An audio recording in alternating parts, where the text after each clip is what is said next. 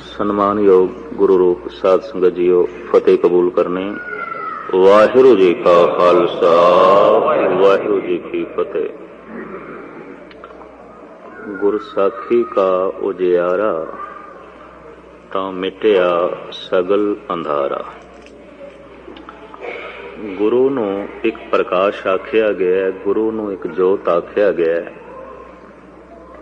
जो अंधकार मिटाण दे समर्थ है। बाहर जमीन दे उत्ते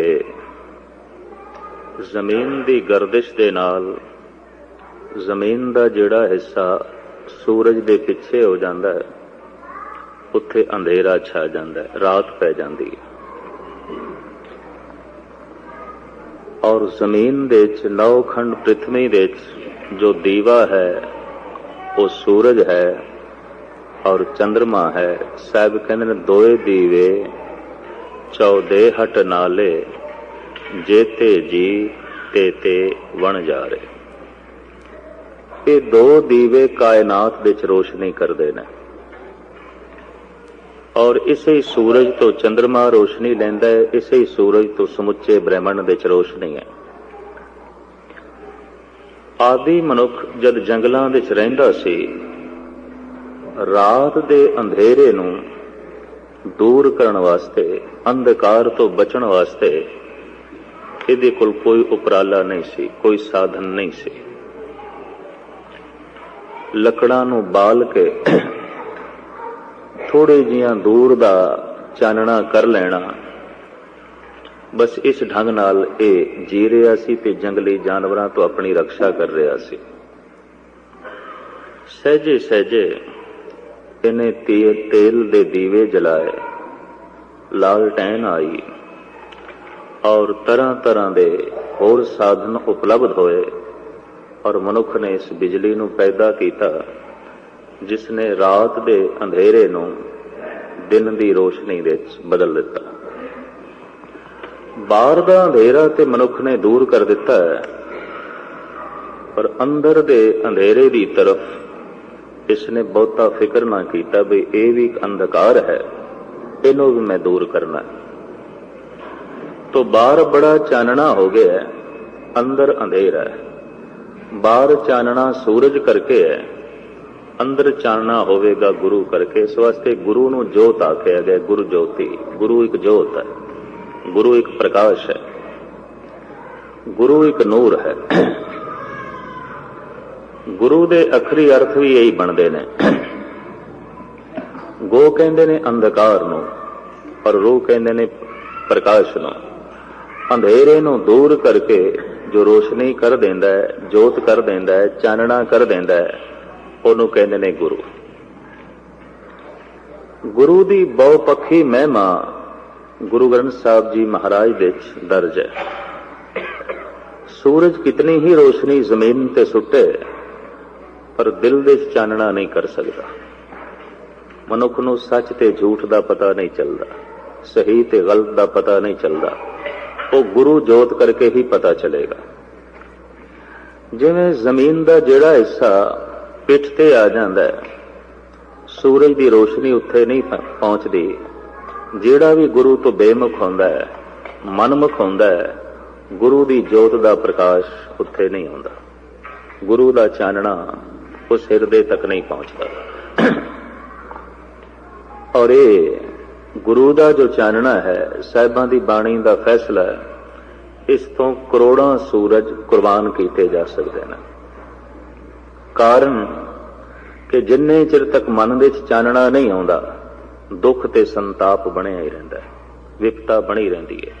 ये सूरज एक नहीं, भावें करोड़ां भी चढ़ पैन तां भी जिंदगी दे मसले हल नहीं कर सकते।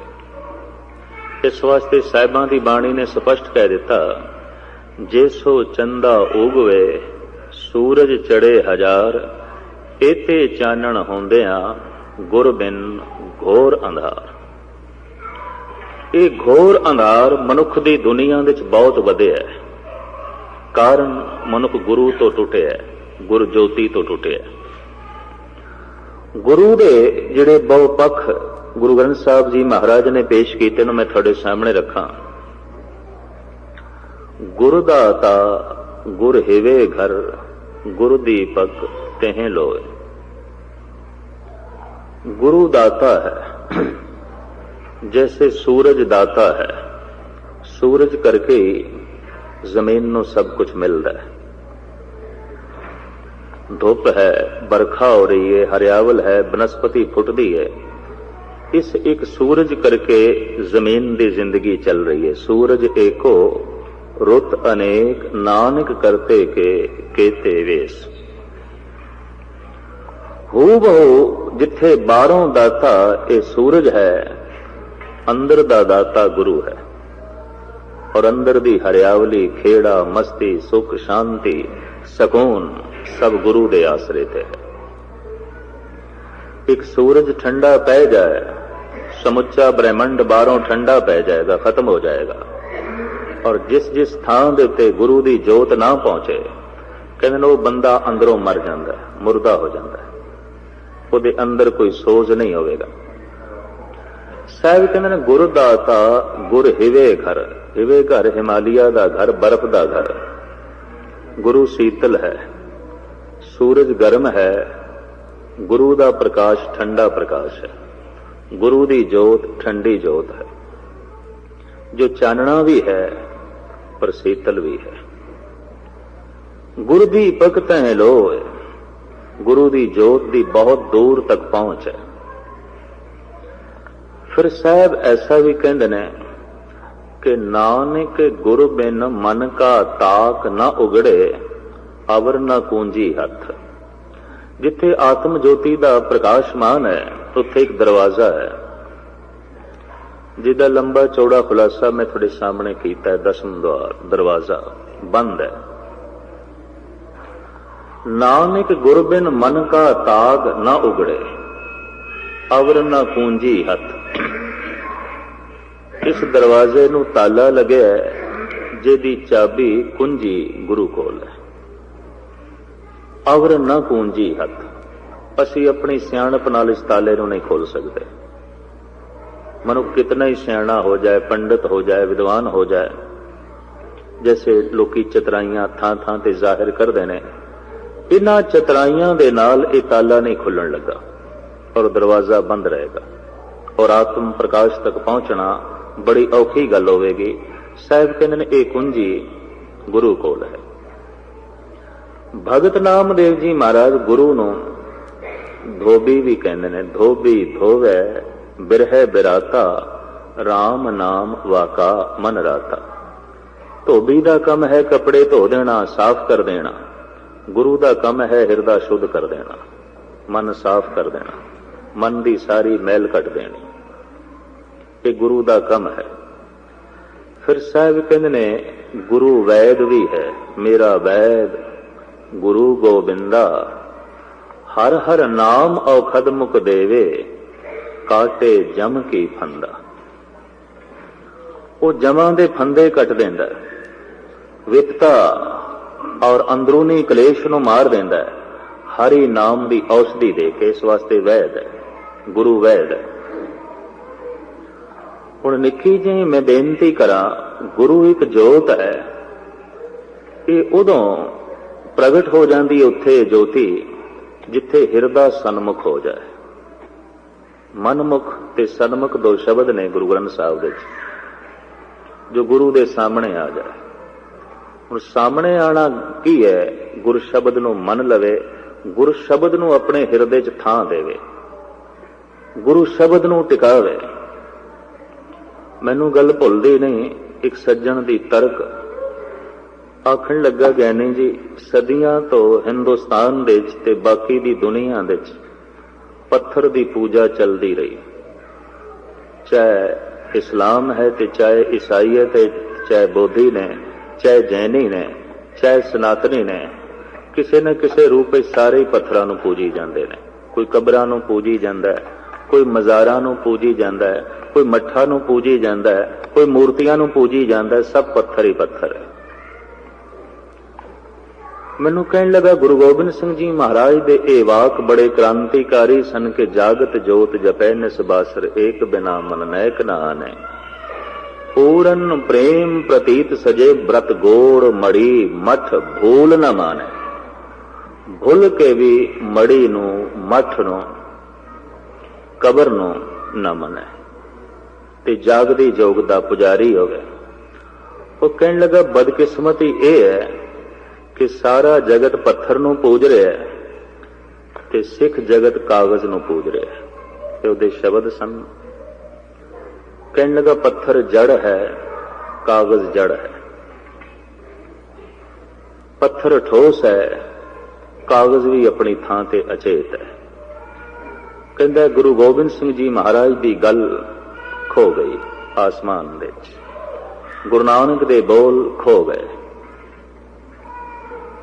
सनातनी पत्थरां दी परिक्रमा कर रहा है, जैनी ते बोधी पत्थरां दे अगों मत्था टेक रहे ने। संगे मरमर दीआं बणीआं होईआं कबरां दे अगों मुसलमान मत्था पै टेकदे ने। ईसाई भी मूर्तियां दे अगों झुक रहा जो पत्थर दीआं बणीआं ने। कहने लगे इस नवे धर्म तो जिसनों जन्म गुरु नानक देव जी महाराज ने दिता सी, बड़ियां उम्मीदां सन, बड़ियां आसां सन, पर यह भी कागज की परिक्रमा विच लग गया।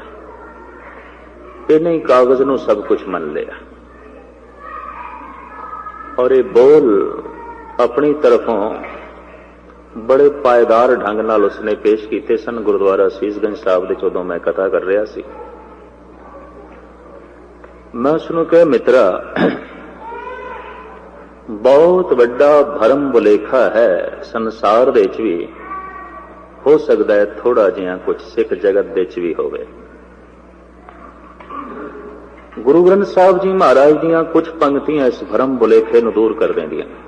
एक पंक्ति मैं थोड़े सामने भगत सिरमौर श्री रविदास जी महाराज दी रखा। वो कहते ने तरतार अपवित्र कर मानिए रे जैसे कागरा करत विचारन। भी कागज दी विचार करिए तो रविदास जी कहते ने कागज कोई पूजनीक नहीं है, कोई महान नहीं है। उन्हां दिनां विच बनदा सी ये ताड़ी दे दरख्त तो हिंदुस्तान विच। ताड़ी दा दरख्त मौजूद है अजकल भी हिंदुस्तान विच बहुत है। ਉਹਦੇ ਚੋਂ ਤਾੜੀ ਨਿਕਲਦੀ, ਇੱਕ ਰਸ ਨਿਕਲਦਾ ਜਿਹਦੇ ਚ ਨਸ਼ਾ ਬਿਲਕੁਲ ਹੂ ਬਹੁ ਸ਼ਰਾਬ ਵਰਗਾ ਹੁੰਦਾ ਹੈ। ਇਹ ਤਾੜੀ ਠੇਕਿਆਂ ਤੇ ਵਿਕਦੀ ਹੈ ਹਿੰਦੁਸਤਾਨ ਵਿੱਚ। ਬਿਹਾਰ, ਬੰਗਾਲ, यूपी, उड़ीसा ਤੇ ਮੱਧ ਭਾਰਤ ਵਿੱਚ ਇਹ ਦਰਖਤ ਬਹੁਤ ਹੈ, ਬਹੁਤ ਤਾਦਾਦ ਵਿੱਚ ਪਾਇਆ ਜਾਂਦਾ ਹੈ, ਖਜੂਰ ਦੀ ਤਰ੍ਹਾਂ ਹੁੰਦਾ। ਇਹਦੇ ਚੋਂ ਨਿਕਲਿਆ ਹੋਇਆ ਰਸ ਉਸ ਵਿੱਚ ਕੁਦਰਤੀ ਨਸ਼ਾ ਹੈ।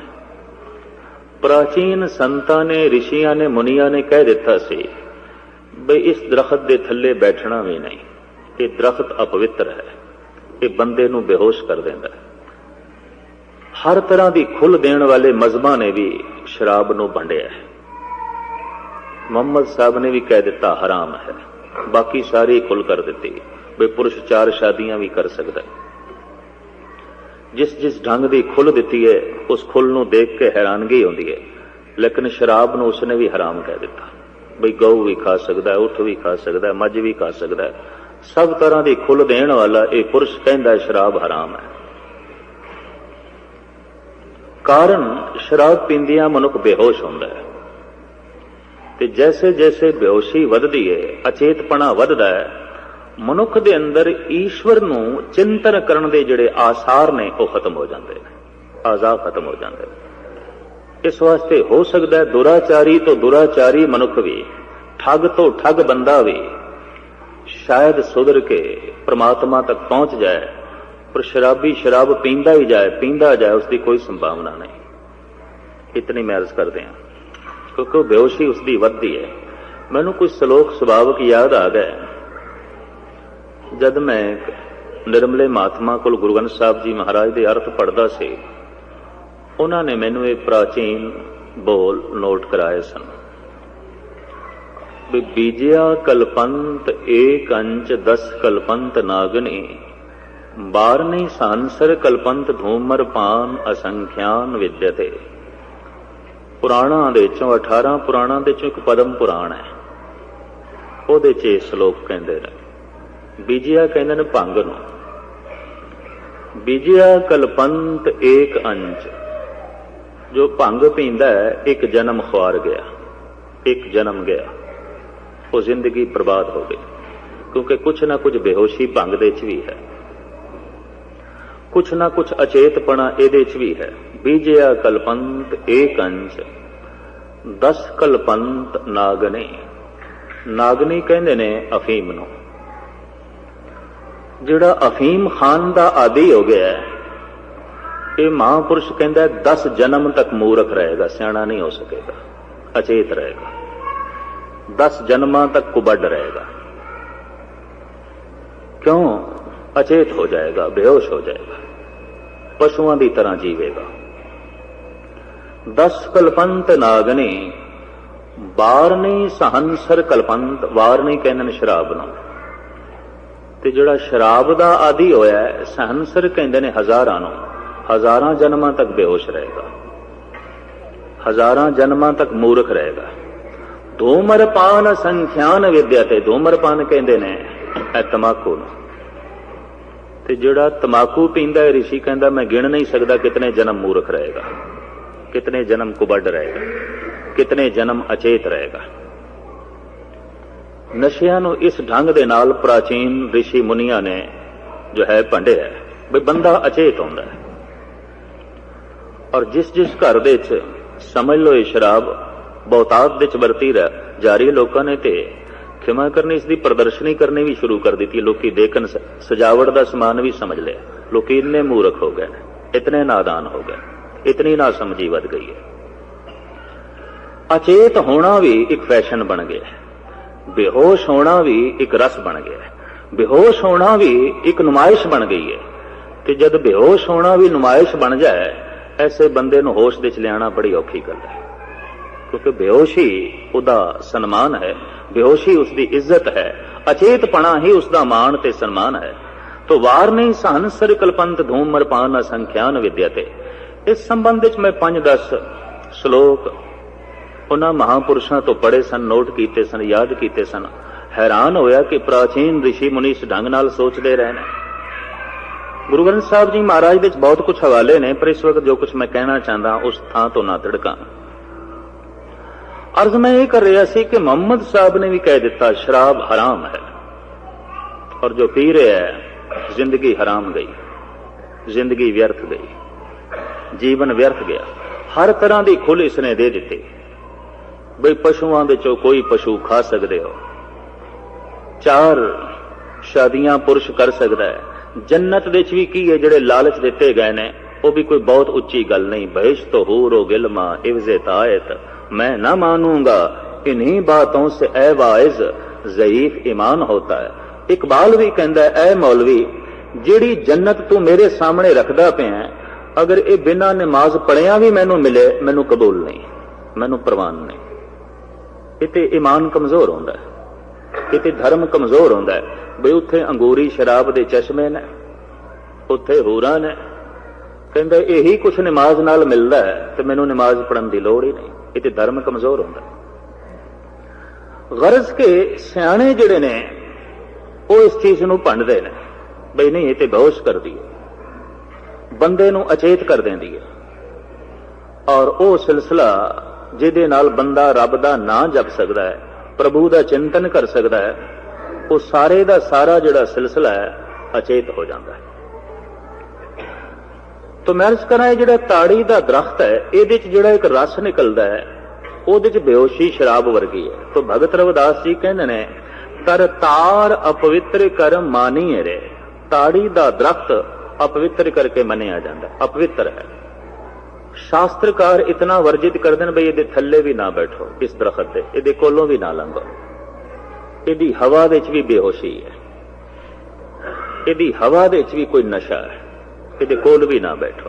तर तार अपवित्र कर मानिए रे, जैसे कागरा करत विचारन। लेकिन पुराना कागज इसे ताड़ी दे दरख्त तो बनता सी, इनू कट के सुखा के फिर इसके बुरादे तो कागज बनता सी। सब तो पहले हिंदुस्तान दे कागज बनाया गया ताड़ी दे दरख्त। इहदे लकड़ छिलका इस ढंग दा है कि कागज आसानी नाल बन सकता। और गालबन कोई 1500 साल पहले कहते ने ये कागज आलमे वजूद दे च आया। इस तो पहले भोज पत्रों ते लिखिया जाता सी, सब कुछ भोज पत्रों के उत्ते। पहली बीड़ जिहड़ी करतारपुर साहब वाली बीड़ है, जो गुरु अर्जन देव जी महाराज ने भाई साहब भाई गुरदास द्वारा रामसर अमृतसर दे संपूर्ण की थी। कागज बड़ा मोटा है, ताड़ी दे बुरादे दा, कम से कम 5-6 बंदे चाहिए तां उस बीड़ का प्रकाश हो सकता, कल्ला बंदा नहीं कर सकता। घट्टो घट 5-6 मन के करीब वजन है। एक एक पत्रा बहुत वड्डा है, बहुत वड्डी स्याही नाल और बड़े सोहने ढंग नाल भाई साहब भाई गुरदास ने अपने हत्थां नाल वो लिखे। तो दरख्त जिहड़ा ताड़ी दा उहदे बुरादे तो कागज बनदा। रविदास कहंदे ने जे दरख्त पूजनीक नहीं तो फिर कागज भी पवित्र नहीं। तरतार अपवित्र कर मानिए रे, जैसे कागरा करत विचारन। कागज की विचार करिए तो कागज भी कोई पूजनीक चीज नहीं है, पर भगत भगौत लिखिए तैं ऊपर पूजिए कर नमस्कार।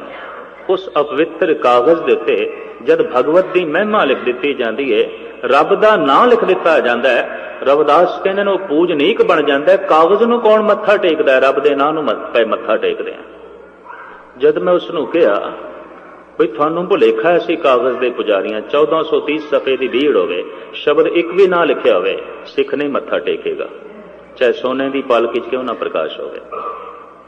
सिख शब्द का पुजारी है, सिख ज्ञान का पुजारी है, ते ज्ञान शब्दों दे विच है, ज्ञान अखरां दे विच है। अखरी नाम अखरी साला अखरी ज्ञान गीत गुण गा, अखरी लिखण बोलण बाण अखरां सिर संजोग वखाण।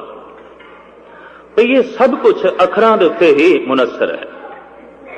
और मनुख की दुनिया दे चो अखर खो जान, सारा जिहड़ा विकास है वो सब का सब रुक जाएगा, सारी तरक्की रुक जाएगी। इस वास्ते पखंड के प्रचार वास्ते भी अखरां की लोड़ पैंदी है, सच के प्रचार वास्ते भी अखरां की लोड़ पैंदी है। ते जिन्ना अखरां दे च निरा संसार का ज्ञान है उन्होंने कहते हैं शब्द, ते जिन्ना अखरां दे च करतार का ज्ञान है उन्होंने कहते हैं गुर शब्द। ये सिरमौर शब्द है, ये गुरु का शब्द है, आम शब्द नहीं है, आम बोल नहीं है। ये परमात्मा का ज्ञान है, ये ईश्वर का ज्ञान है, ये रब्बी ज्ञान है। हुण कोई बंदा सिंघासन ते बैठा होवे ते गुरु होने का दावा करे ते उहदे ते चौर भी हो रही होवे, जैसे कि हैगे ने इस वक्त, ते वो कुछ बोल रहे होवे, ते सवाल ये पैदा होंदा है हिरदे विच उपदेश नूं वसावांगे कि उपदेशक नूं। एक सवाल है, आपस में बैठे हुण इत्थे विचार ही ते करनी है, गुरु दुआरे होए सोजी पाए सी, इस तरह की सूझ समझ इत्थे लैनी। हिरदे विच उपदेश नूं वसाना है या उपदेशक नूं? जे कहो उपदेशक नूं वसाना है तो उपदेश सुनने की लोड़ की, वक्त क्यों बर्बाद करना है, समा क्यों बर्बाद करना, फिर तो वक्त बर्बाद करना है। ते जे कहो उपदेश नूं थां देनी है ते उपदेश नाल ही हिरदा बदलदा है, तो फिर उपदेश वड्डा है, उपदेशक नहीं वड्डा। फिर उपदेश महान है, उपदेशक महान नहीं। सत्कार है उस घड़े का जिहदे चों पानी पीता गया, सत्कार है। भाई साहब भाई गुरदास जी ने एक इशारा बड़ा सोहना किया है, कहते रेगिस्तान के टिब्बियां दे चों एक बंदा जिहदा रोम रोम त्रिहाया है, प्यासा है, लंघिया जा रहा है, पानी की मंग है, पानी किधरे है नहीं। हुण सैराह दे च रेत दे च पानी कित्थे, सैकड़े मील तक रेत ही रेत, मायूस है, उदास है। दूर उसनों दो दरख्त दिस पै, लंबे चौड़े सहरा दे च जिहड़े दो दरख्त किधरे दिस पै ने, इनू अरबी दे च कहंदे नखलिस्तान। बई ते नखलिस्तान है, इत्थे पानी जरूर होवेगा, वरना सैकड़े मील तक जिथे रेत दे टिब्बे ने पानी है को नहीं। ये दो दरख्त इस गल का सबूत ने इत्थे पानी होवेगा। तो उसकी कुछ उम्मीद बर आई, वो तिखा चलन लग पिया भी पानी मिलेगा। पहुंच गया दरख्तां दे कोल, उत्थे दो घड़े पए सन, खुश हो गया भी प्राण बच गए। उन्हें घड़े का ढक्कन चुकिया, घड़ा खाली, पानी है ही नहीं सी। ਮਾਯੂਸ ਹੋ ਗਿਆ। ਫਿਰ ਦੂਸਰੇ ਘੜੇ ਦਾ ਢੱਕਣ ਚੁੱਕਿਆ, ਉੱਥੇ ਪਾਣੀ ਹੈ ਸੀ, ਉਹਨੇ ਰੱਜ ਕੇ ਪੀਤਾ, ਆਪਣੀ ਪਿਆਸ ਬੁਝਾਈ। ਹੁਣ ਸਵਾਲ ਪੈਦਾ ਹੁੰਦਾ ਹੈ, ਉਹਦੀ ਪਿਆਸ ਘੜੇ ਨੇ ਬੁਝਾਈ ਕਿ ਪਾਣੀ ਨੇ? ਪਿਆਸ ਪਾਣੀ ਨਾਲ ਬੁਝਦੀ ਹੈ, ਚਾਹੇ ਉਹ ਘੜੇ ਦੇ 'ਚ ਹੋਵੇ, ਚਾਹੇ ਬੋਤਲ ਦੇ 'ਚ ਹੋਵੇ, ਚਾਹੇ ਦਰਿਆ ਦੇ 'ਚ ਹੋਵੇ, ਚਾਹੇ ਸਰੋਵਰ ਦੇ 'ਚ ਹੋਵੇ, ਚਾਹੇ ਪਾਣੀ ਖੂਹ ਦੇ 'ਚ ਹੋਵੇ। ਪਿਆਸ ਪਾਣੀ ਨਾਲ ਬੁਝੇਗੀ, ਘੜੇ ਨਾਲ ਨਹੀਂ। ਇੱਕ ਬੰਦਾ ਕਹਿੰਦਾ ਮੈਂ ਦਰਿਆ ਤੋਂ ਆਪਣੀ ਪਿਆਸ ਬੁਝਾਈ ਹੈ, ਕਿੱਥੇ ਦਰਿਆ ਦੇ 'ਚ ਪਾਣੀ ਨਾ ਹੋਵੇ, ਸੁੱਕੇ ਦਰਿਆ ਵੀ ਤੇ ਹੁੰਦੇ ਨੇ, ਫਿਰ ਕਿਸ ਤਰ੍ਹਾਂ ਪਿਆਸ ਬੁਝਾਓਗੇ? ਇੱਕ ਕਹਿੰਦਾ ਮੈਂ ਬੋਤਲ ਤੋਂ ਆਪਣੀ ਪਿਆਸ ਬੁਝਾਈ ਹੈ, ਬੋਤਲ ਦੇ 'ਚ ਪਾਣੀ ਨਾ ਹੋਵੇ, ਕਿਸ ਤਰ੍ਹਾਂ ਬੁਝਾਏਗਾ? ਕੱਚ ਨਾਲ ਥੋੜੀ ਪਿਆਸ ਬੁਝਦੀ ਹੈ। ਪਿਆਸ ਪਾਣੀ ਤੋਂ ਬੁਝੇਗੀ। ਆਤਮਿਕ ਸ਼ਾਂਤੀ ਬੰਦੇ ਨੂੰ ਗਿਆਨ ਤੋਂ ਮਿਲਦੀ ਹੈ। ਇਹ ਗਿਆਨ ਚਾਹੇ ਦੀਵਾਰਾਂ ਤੇ ਲਿਖਿਆ ਹੋਵੇ, ਚਾਹੇ ਕਾਗਜ਼ ਤੇ ਲਿਖਿਆ ਹੋਵੇ, ਚਾਹੇ ਮਨੁੱਖ ਦੇ ਹਿਰਦੇ 'ਚ ਲਿਖਿਆ ਹੋਵੇ, ਆਤਮਿਕ ਸ਼ਾਂਤੀ ਗਿਆਨ ਤੋਂ ਮਿਲਦੀ ਹੈ। ਸਤਿਕਾਰ ਹੈ ਉਸ ਦੀਵਾਰ ਦਾ ਜਿੱਥੇ ਅੱਖਰ ਲਿਖੇ ਸਨ, ਸਤਿਕਾਰ ਹੈ ਉਸ ਕਾਗਜ਼ ਦਾ ਜਿੱਥੇ ਅੱਖਰ ਲਿਖੇ ਸਨ, ਸਤਿਕਾਰ ਹੈ ਉਸ ਹਿਰਦੇ ਦਾ ਜਿੱਥੋਂ ਨਿਕਲਿਆ ਸੀ। ਲੇਕਿਨ ਹੁਣ ਦੀਵਾਰ ਇਹ ਆਖ ਦੇਵੇ ਮੈਂ ਹੀ ਪਾਣੀ ਆ, ਘੜਾ ਇਹ ਆਖ ਦੇਵੇ ਮੈਂ ਪਾਣੀ ਆ, ਤਾਂ ਗੱਲ ਨਹੀਂ ਬਣੇਗੀ। ਘੜੇ ਨਾਲ ਪਿਆਸ ਨਹੀਂ ਬੁਝਦੀ, ਪਾਣੀ ਨਾਲ ਪਿਆਸ ਬੁਝਦੀ ਹੈ। ਤੋ ਉਪਦੇਸ਼ ਨਾਲ ਹਿਰਦਾ ਬਦਲਦਾ ਹੈ, ਉਪਦੇਸ਼ਕ ਨਾਲ ਨਹੀਂ। ਤੇ ਜੇ ਹਿਰਦੇ ਦੇ ਵਿੱਚ ਉਪਦੇਸ਼ ਨੂੰ ਥਾਂ ਦੇਣੀ ਹੈ ਤਾਂ ਫਿਰ ਉਪਦੇਸ਼ ਵੱਡਾ ਹੈ, ਉਪਦੇਸ਼ਕ ਛੋਟਾ ਹੈ। ਸੁਨ ਉਪਦੇਸ਼ ਹਿਰਦੇ ਬਸਾਓ, ਮਨ ਇੱਛੇ ਨਾਨਕ ਫਲ ਪਾਓ। ਸਾਹਿਬ ਕਹਿੰਦੇ ਨੇ ਮਨ ਇੱਛਤ ਫਲ ਲੈ ਲਓ, ਉਪਦੇਸ਼ ਨੂੰ ਹਿਰਦੇ 'ਚ ਥਾਂ ਦਿਓ, ਗੱਲ ਮੁਕਾਓ ਬਾਕੀ। ਤੇ ਜਿਸ ਵਕਤ ਉਪਦੇਸ਼ ਨੂੰ ਬੰਦਾ ਹਿਰਦੇ 'ਚ ਥਾਂ ਦਿੰਦਾ ਹੈ, ਹਿਰਦੇ 'ਚ ਚਾਨਣਾ ਹੋ ਜਾਂਦਾ ਹੈ, ਹਿਰਦੇ 'ਚ ਪ੍ਰਕਾਸ਼ ਹੋ ਜਾਂਦਾ ਹੈ, ਹਿਰਦੇ 'ਚ ਨੂਰ ਹੋ ਜਾਂਦਾ ਹੈ। ਬਾਹਰ ਦੀ ਦੁਨੀਆ ਦੇ 'ਚ ਰੋਸ਼ਨੀ ਅਸੀਂ ਸੂਰਜ ਤੋਂ ਲਵਾਂਗੇ, ਅੰਦਰ ਦੀ ਦੁਨੀਆ ਦੇ 'ਚ ਰੋਸ਼ਨੀ ਅਸੀਂ ਗੁਰਸ਼ਬਦ ਤੋਂ ਲਵਾਂਗੇ। ਇਸ ਤੋਂ ਹੀ ਮਿਲੇਗੀ। ਇਸ ਤੋਂ ਬਿਨਾਂ ਇਹ ਨੂਰ ਲੈਣਾ ਬੜੀ ਔਖੀ ਗੱਲ ਹੈ, ਇਹ ਚਾਨਣਾ ਲੈਣਾ ਬੜੀ ਔਖੀ ਗੱਲ ਹੈ। ਗਾਲਬਨ 4 ਸਾਲ ਪਹਿਲੇ ਦੀ ਗੱਲ ਹੈ, ਸੁਭਾਵਕ ਗੱਲ ਚੱਲ ਪਈ। ਦਿੱਲੀ ਰਾਮਲੀਲਾ ਗਰਾਊਂਡ ਦੇ ਵਿੱਚ ਆ ਨਿਰੰਕਾਰੀ ਗੁਰੂ ਨੂੰ ਕਿਧਰੇ ਧਨ ਨਾਲ ਤੋਲਿਆ ਗਿਆ ਤਰਾਜ਼ੂ ਤੇ ਤਰਾਜ਼ੂ ਦੇ ਉੱਤੇ ਪੰਕਤੀ ਲਿਖੀ ਗਈ ਗੁਰੂ ਗ੍ਰੰਥ ਸਾਹਿਬ ਦੀ, ਆਪੇ ਕੰਡਾ ਤੋਲ ਤੁਰਾਜੀ ਆਪੇ ਤੋਲਣ ਹਾਰਾ। ਇਹ ਪੰਕਤੀ ਲਿਖੀ ਹੋਈ ਸੀ, ਇਹਦੀਆਂ ਫੋਟੋਆਂ ਛਪੀਆਂ ਨੇ ਬਕਾਇਦਾ ਗੁਰਦੁਆਰਾ ਗਜਟ ਦੇ ਸ਼੍ਰੋਮਣੀ ਕਮੇਟੀ ਨੇ ਛਾਪੀ। ਔਰ ਜਿਨ੍ਹਾਂ ਦਿਨਾਂ 'ਚ ਇਹ ਵਾਕਿਆ ਹੋ ਰਿਹਾ ਸੀ, ਉਹਨਾਂ ਦਿਨਾਂ 'ਚ ਮੈਂ ਗੁਰਦੁਆਰਾ ਸੀਸਗੰਜ ਸਾਹਿਬ ਗੁਰੂ ਤੇਗ ਬਹਾਦਰ ਸਾਹਿਬ ਜੀ ਮਹਾਰਾਜ ਦੇ ਗੁਰਪੁਰਬ ਦੇ ਸੰਬੰਧ ਵਿੱਚ ਆਇਆ ਹੋਇਆ ਸੀ, ਉੱਥੇ ਹਾਜ਼ਰੀ ਭਰ ਰਿਹਾ ਸੀ। ਔਰ ਇਹ ਸਾਰਾ ਪ੍ਰੋਗਰਾਮ ਟੀਵੀ ਤੇ ਵੀ ਨਸ਼ਰ ਹੋਣਾ ਸੀ, ਔਰ ਚਾਰੋਂ ਪਾਸੇ ਥਾਂ ਥਾਂ ਤੇ ਪੋਸਟਰ ਵੀ ਲੱਗੇ ਹੋਏ ਬਹੁਤ ਵੱਡੇ, ਵੀ ਕੱਲ ਨੂੰ ਇਸ ਗੁਰੂ ਨੂੰ ਨੋਟਾਂ ਦੇ ਨਾਲ ਸੋਨੇ ਦੇ ਨਾਲ ਤੋਲਿਆ ਜਾਏਗਾ। ਕੁਦਰਤੀ ਗੱਲ ਹੈ ਕਿ ਮਨੁੱਖ ਦੇ ਜ਼ਿਹਨ ਦੇ ਉੱਤੇ ਧਨ ਦਾ ਬਹੁਤ ਵੱਡਾ ਪ੍ਰਭਾਵ ਹੈ।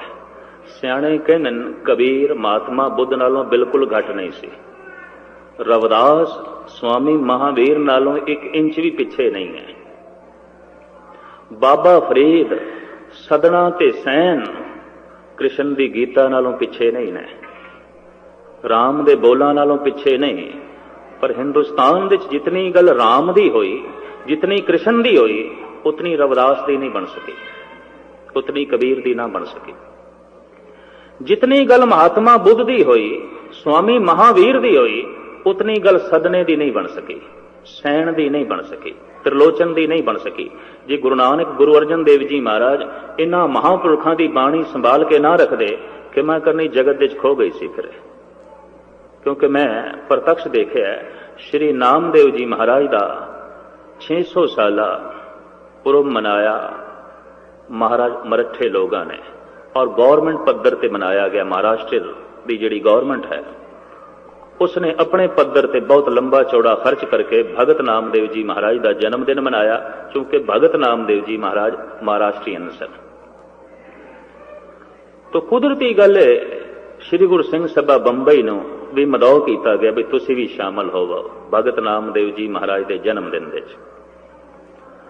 ਤਾਂ ਸੁਭਾਵਕ ਦਾਸ ਨੂੰ ਬੁਲਾਇਆ, ਬਹੁਤ ਸਾਰੇ ਮਰੱਠੇ ਸੱਜਣ ਬੈਠੇ, ਬਹੁਤ ਸਾਰੇ ਸਿੰਘ ਬੈਠੇ। ਮਹਾਰਾਸ਼ਟਰੀਅਨ ਲੋਕਾਂ ਦੀਆਂ ਕੀਰਤਨ ਮੰਡਲੀਆਂ ਆਈਆਂ, ਕੋਈ ਮੀਰਾਂ ਦੇ ਗੀਤ ਗਾਉਂਦਾ ਰਿਹਾ, ਕੋਈ ਬ੍ਰਹਮਾਨੰਦ ਦੇ ਭਜਨ ਗਾਉਂਦਾ ਰਿਹਾ, ਕੋਈ ਸੂਰਦਾਸ ਦੇ ਸ਼ਬਦ ਗਾਉਂਦਾ ਰਿਹਾ, ਔਰ ਇਸ ਤਰੀਕੇ ਨਾਲ 2-2.5 ਘੰਟੇ ਪਾਸ ਹੋਏ। फिर मैनू अद्धा घंटा बोलण वास्ते आख्या गया। मैं कहा मैनू तो इंज जापदा जैसे मीरा का जन्मदिन मनाया गया या ब्रह्मानंद का जन्मदिन मनाया गया या सूरदास का जन्मदिन नामदेव का नहीं मनाया गया, क्योंकि नामदेव का कोई शब्द ही नहीं सुनाया गया। कहने लगे नामदेव के कुछ गीत ने, तो गुरु ग्रंथ साहब दे चों 4-5 शब्द रख के मैं उन्हां दी व्याख्या की थी। महाराष्ट्रियन गौरमेंट के मुखी एक नेता नूं कबूल करना पिया कि सिख जगत ते सिख जगत के गुरु साहिबान जे नामदेव की यह दौलत संभाल के ना रखते अज साडे कोल नहीं होनी सी। उन्होंने एहसान मनिया सी, कबूलिया। तो मैं अर्ज करा जितनी गल महात्मा बुद्ध दी ते स्वामी महावीर दी बनी, नामदेव दी नहीं बन सकी, सदना सैन दी ना बन सकी। पता क्यों कि आम बंदा धन तो ही प्रभावित होता है। राम राजा सी, श्री कृष्ण द्वारका दे राजा सन, महात्मा बुद्ध राजकुमार सी, राजे दा लड़का सी, स्वामी महावीर दा वड्डा भरा राजा सी, राजघराने चो आया। तो मनुख दे उत्ते धन दा बड़ा प्रभाव भी लै राजा होंदियां होया संत है, राजा होंदियां होया भिक्षु है, राजकुमार होंदियां होया तपीश्वर है। इस गल का असर कबूल किया। कबीर दी जब गल चली तो लोगों ने कह दिता जुलाया ही है और की है। लोग ताने मारते सन, जुलाया ही है और की है। और खुद कहते कबीर, कबीर मेरी जात को सब कोई हंसने बलहारी, इस जात को जै जप्यो सिरजनहार। लोग तो मेरी जात का मजाक उड़ाते हैं। रविदास भी कहते हैं कि मेरी जात कमीनी पात कमीनी ओछा जन्म हमारा। लोग कहते हैं मेरी जात बड़ी नीवी है, मैं जात करके बड़ा नीवा। तो लोग अंदाजा कर लेंदे सन की है, जुतियां ही गंढदा पिया चौक दे चौर की है, ये जुलाहा है और की है, वो सदना कसाई ते सी होर की है। तो धनवान ये पुरुष नहीं सन। आम मनुख धन का असर कबूल करता है तो राम ते अवतार बन गया, राम ते संत करके पूजया गया, श्री कृष्ण भी संत करके पूजे गए, महात्मा बुद्धि भी बड़ी चर्चा चली, सदने नूं थां नहीं मिली, कबीर नूं थां ना मिली, नामदेव नूं थां नहीं मिली। सियाणे ब्रह्म ज्ञानी पुरुष कहते ने कबीर नामदेव महात्मा बुद्ध तो 1 इंच भी पिछे नहीं ने। कृष्ण दी गीता दे फिलसफे तो भगत नामदेव दे बोल पिछे नहीं ने, बड़े कीमती बोल ने। पर चूंकि बंदे आम इस ढंग का अंदाजा लाते हैं कि धनवान होके संत बनया है तो फिर उसकी महिमा बड़ी हो जाती है। गरीब घरानिया दे ये पुरुष है, इन्हां दे बोलां दी कदर आम दुनियादार बंदियां ने नहीं पाई। ते करीबन जिहड़ी दुनिया की कदर करन वाले मनुख सन वही उन्हां अवतारां दे आले दुआले खड़े होए, उन्हां अवतारां दे बचन नहीं मने। ये नहीं समझना चाहिए कि हिंदू जगत ने कृष्ण की गीता नूं मन लिया, नहीं, वो कृष्ण नाल जरूर जुड़े ने, कृष्ण की गीता नाल नहीं जुड़े। उन्हां दी कृष्ण लीला वेखो, नाच गाना ही हो रहा और कुछ नहीं, नचण कुदण मन का चाओ, नानक जिन मन भाव ते ना मन भाव। रास लीला हो रही है, राधा नच रही है, कृष्ण जी नच रहे हैं, ग्वाले नचाए जा रहे हैं। जद गए मेरे पातशाह बिंद्राबन दे उपदेश देने वास्ते तो सारे लोग आके कहने लगे महाराज चलो रास पै रही है, कृष्ण लीला हो रही है, वेखो। भादरों के दिन सन ते भादरों के दिनों के मथुरा के वृंदावन के रास लीला चलती है। तो वेखो साहब कहने लगे ते वेख रहे हैं असी, और सिर्फ भादरों के महीने च नहीं वेखते सी, 12 महीने वेखते हैं, हर वक्त वेखते हैं। मरदाना संगीत का शौकीन, राग का शौकीन कहने लगा पातशाह जब इतने लोग कहते तरले लेंदे चलिए कोई संगीत दियां धुनां ही सुनांगे, कोई नवीं गल करनगे संगीत की। साहब कहने लगे संगीत दे भांडे उत्थे सखणे ने, विचे कुछ नहीं। संगीत एक सोने का भांडा है, बर्तन है, तो बंदा 4 दिन का भुखा होवे ते सोने के भांडे अगों कर दो, भुख मिटेगी। भांडियां च कुछ चाहिए, भांडियां च भोजन चाहिए। साहब कहने लगे मरदाने उत्थे संगीत सखना है, संगीत दे च रब दा नां कोई नहीं, प्रभु की बंदगी कोई नहीं, सखने भांडे ने। करीबन जगत दे इस तरह के सखने भांडे सन। संगीत के भांडे दे पहली दफा भोजन परोसिया गुरु नानक ने। उस भांडे दे कुछ सौगात पाई, कुछ दौलत पाई। तो ब्राह्मण हैरान हो गए, महाराज तुसी 8 पैर ते 12 महीने किहड़ी रास वेखदे हो? ਇੱਥੇ ਤੇ ਭਾਦਰੋਂ ਦੇ ਮਹੀਨੇ 'ਚ ਪੈਂਦੀ ਹੈ ਰਾਸ ਹਿੰਦੁਸਤਾਨ ਦੇ 'ਚ, ਖਾਸ ਕਰਕੇ ਮਥੁਰਾ ਤੇ ਬਿੰਦਰਾਬਨ ਦੇ 'ਚ। ਮਹਾਰਾਜ ਕਹਿੰਦੇ ਨੇ ਘੜੀਆਂ ਸੱਬੇ ਗੋਪੀਆਂ, ਪਹਿਰ ਕੰਨ ਗੋਪਾਲ, ਗਹਿਣੇ ਪਾਉਣ ਪਾਣੀ ਬੈਸੰਤਰ, ਚੰਦ ਸੂਰਜ ਅਵਤਾਰ, ਸਗਲੀ ਧਰਤੀ ਮਾਰਦਨ, ਵਰਤਣ ਸਗਲ ਜੰਜਾਰ। ਸੂਰਜ ਕ੍ਰਿਸ਼ਨ ਹੈ, ਚੰਦਰਮਾ ਰਾਧਾ ਹੈ। ਇਹਦੇ ਨੱਚਣ ਦੇ ਨਾਲ ਘੜੀਆਂ ਦੀਆਂ ਗੋਪੀਆਂ ਨੱਚਦੀਆਂ ਨੇ। ਦਿਨ ਦੀਆਂ ਤੇ ਰਾਤ ਦੀਆਂ ਕੋਈ 60 ਘੜੀਆਂ ਮੰਨੀਆਂ ਗਈਆਂ, ਇੱਕ ਇੱਕ ਘੜੀ ਲੰਘਦੀ ਹੈ। ਜਿਹੜੇ ਰੁੱਤ ਨੇ ਤੇ ਜਿਹੜੇ ਪਹਿਰ ਨੇ, ਸਾਹਿਬ ਕਹਿੰਦੇ ਨੇ ਤੇ ਗਵਾਲੇ ਨੇ, ਇਹਨਾਂ ਗੋਪੀਆਂ ਦੇ ਨਾਲ ਪੈ ਨੱਚਦੇ ਨੇ। ਪਹਿਲਾ ਪਹਿਰ ਦਿਨ ਦਾ ਗਿਆ, ਫਿਰ ਦੂਜਾ ਨੱਚ ਕੇ ਚਲਾ ਗਿਆ, ਤੀਜਾ ਨੱਚ ਕੇ ਚਲਾ ਗਿਆ, ਚੌਥਾ ਨੱਚ ਕੇ ਚਲਾ ਗਿਆ, ਫਿਰ ਰਾਤ ਦਾ ਪਹਿਲਾ ਪਹਿਰ ਆ ਗਿਆ, ਇਹਨੇ ਵੀ ਨੱਚ ਟੱਪ ਕੇ ਚਲੇ ਜਾਣਾ, ਫਿਰ ਦੂਜਾ ਆ ਜਾਏਗਾ, ਤੀਜਾ ਆ ਜਾਏਗਾ, ਚੌਥਾ। ਸਾਹਿਬ ਕਹਿੰਦੇ ਨੇ ਗਵਾਲੇ ਨੇ ਨੱਚਦੇ ਪਏ ਨੇ, ਘੜੀਆਂ ਨੱਚਦੀਆਂ ਪਈਆਂ ਨੇ। ਇਹ ਕ੍ਰਿਸ਼ਨ ਸੂਰਜ ਨੱਚਦਾ ਪਿਆ, ਇਹ ਰਾਧਿਕਾ ਚੰਦਰਮਾ ਇਹ ਵੀ ਨੱਚ ਰਿਹਾ, ਜਿਵੇਂ ਰਾਧਾ ਦੀ ਮਹਿਮਾ ਕ੍ਰਿਸ਼ਨ ਕਰਕੇ ਹੈ, ਚੰਦਰਮਾ ਦੇ 'ਚ ਰੋਸ਼ਨੀ ਸੂਰਜ ਕਰਕੇ। ਸਾਹਿਬ ਕਹਿੰਦੇ ਨੇ ਇਹ ਰਾਸ ਪਰਿਪੂਰਨ ਪਰਮਾਤਮਾ ਨੇ ਰਚਾਈ ਹੋਈ ਹੈ, ਅਸੀਂ ਵੇਖਦੇ ਹੀ ਰਹਿੰਦੇ ਹਾਂ, ਸਾਨੂੰ ਵੇਖਣ ਦੀ ਲੋੜ ਨਹੀਂ। ਬਲਹਾਰੀ ਕੁਦਰਤ ਵਸਿਆ, ਤੇਰਾ ਅੰਤ ਨਾ ਜਾਏ ਲਿਖਿਆ। ਅਸੀਂ ਉਸ ਦੀ ਇਸ ਕੁਦਰਤ ਦੇ 'ਚੋਂ ਕਾਦਰ ਦੀ ਝਲਕ ਵੇਖਦੇ ਹਾਂ। ਤਾਂ ਮੈਂ ਅਰਜ਼ ਕਰਾਂ, ਇਸ ਤਰ੍ਹਾਂ ਦੀ ਹਕੀਕਤ ਜਦ ਸਾਹਮਣੇ ਰੱਖੀ ਤਾਂ ਮਹਾਰਾਜ ਨੇ ਸਪਸ਼ਟ ਕਰ ਦਿੱਤਾ, ਤੁਸੀਂ ਕ੍ਰਿਸ਼ਨ ਨਾਲ ਜ਼ਰੂਰ ਜੁੜੇ ਹੋ, ਕ੍ਰਿਸ਼ਨ ਦੇ ਬੋਲਾਂ ਨਾਲ ਨਹੀਂ ਜੁੜੇ। ਤੁਸੀਂ ਸਰੀਰ ਨਾਲ ਜੁੜੇ ਹੋ, ਜੋਤ ਨਾਲ ਨਹੀਂ ਜੁੜੇ।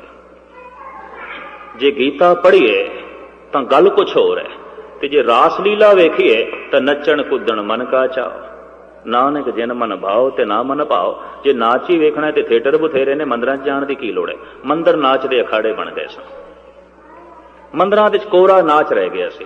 ਕਿਸੇ ਕਿਸੇ ਥਾਂ ਅਜੇ ਵੀ ਇਹੀ ਹੈ, ਮਨ ਦਾ ਹੀ ਪਰਚਾਵਾ ਹੈ। ਗੁਰੂ ਨਾਨਕ ਕਹਿੰਦੇ ਨੇ ਇਹ ਮਨ ਦਾ ਪਰਚਾਵਾ ਹੋ ਸਕਦਾ, ਬੰਦਗੀ ਨਹੀਂ ਹੈ। ਨੱਚਣ ਕੁੱਦਣ ਮਨ ਕਾ ਚਾਓ, ਨਾਨਕ ਜਿਨ ਮਨ ਭਾਓ ਤੇ ਨਾ ਮਨ ਭਾਓ। ਕਲਗੀਧਰ ਪਾਤਸ਼ਾਹ ਕਹਿੰਦੇ ਨਾਟਕ ਚੇਟਕ ਕੀਏ ਕੁਕਾਜਾ, ਪ੍ਰਭ ਲੋਗਨ ਕੇ ਆਵਤ ਲਾਜਾ।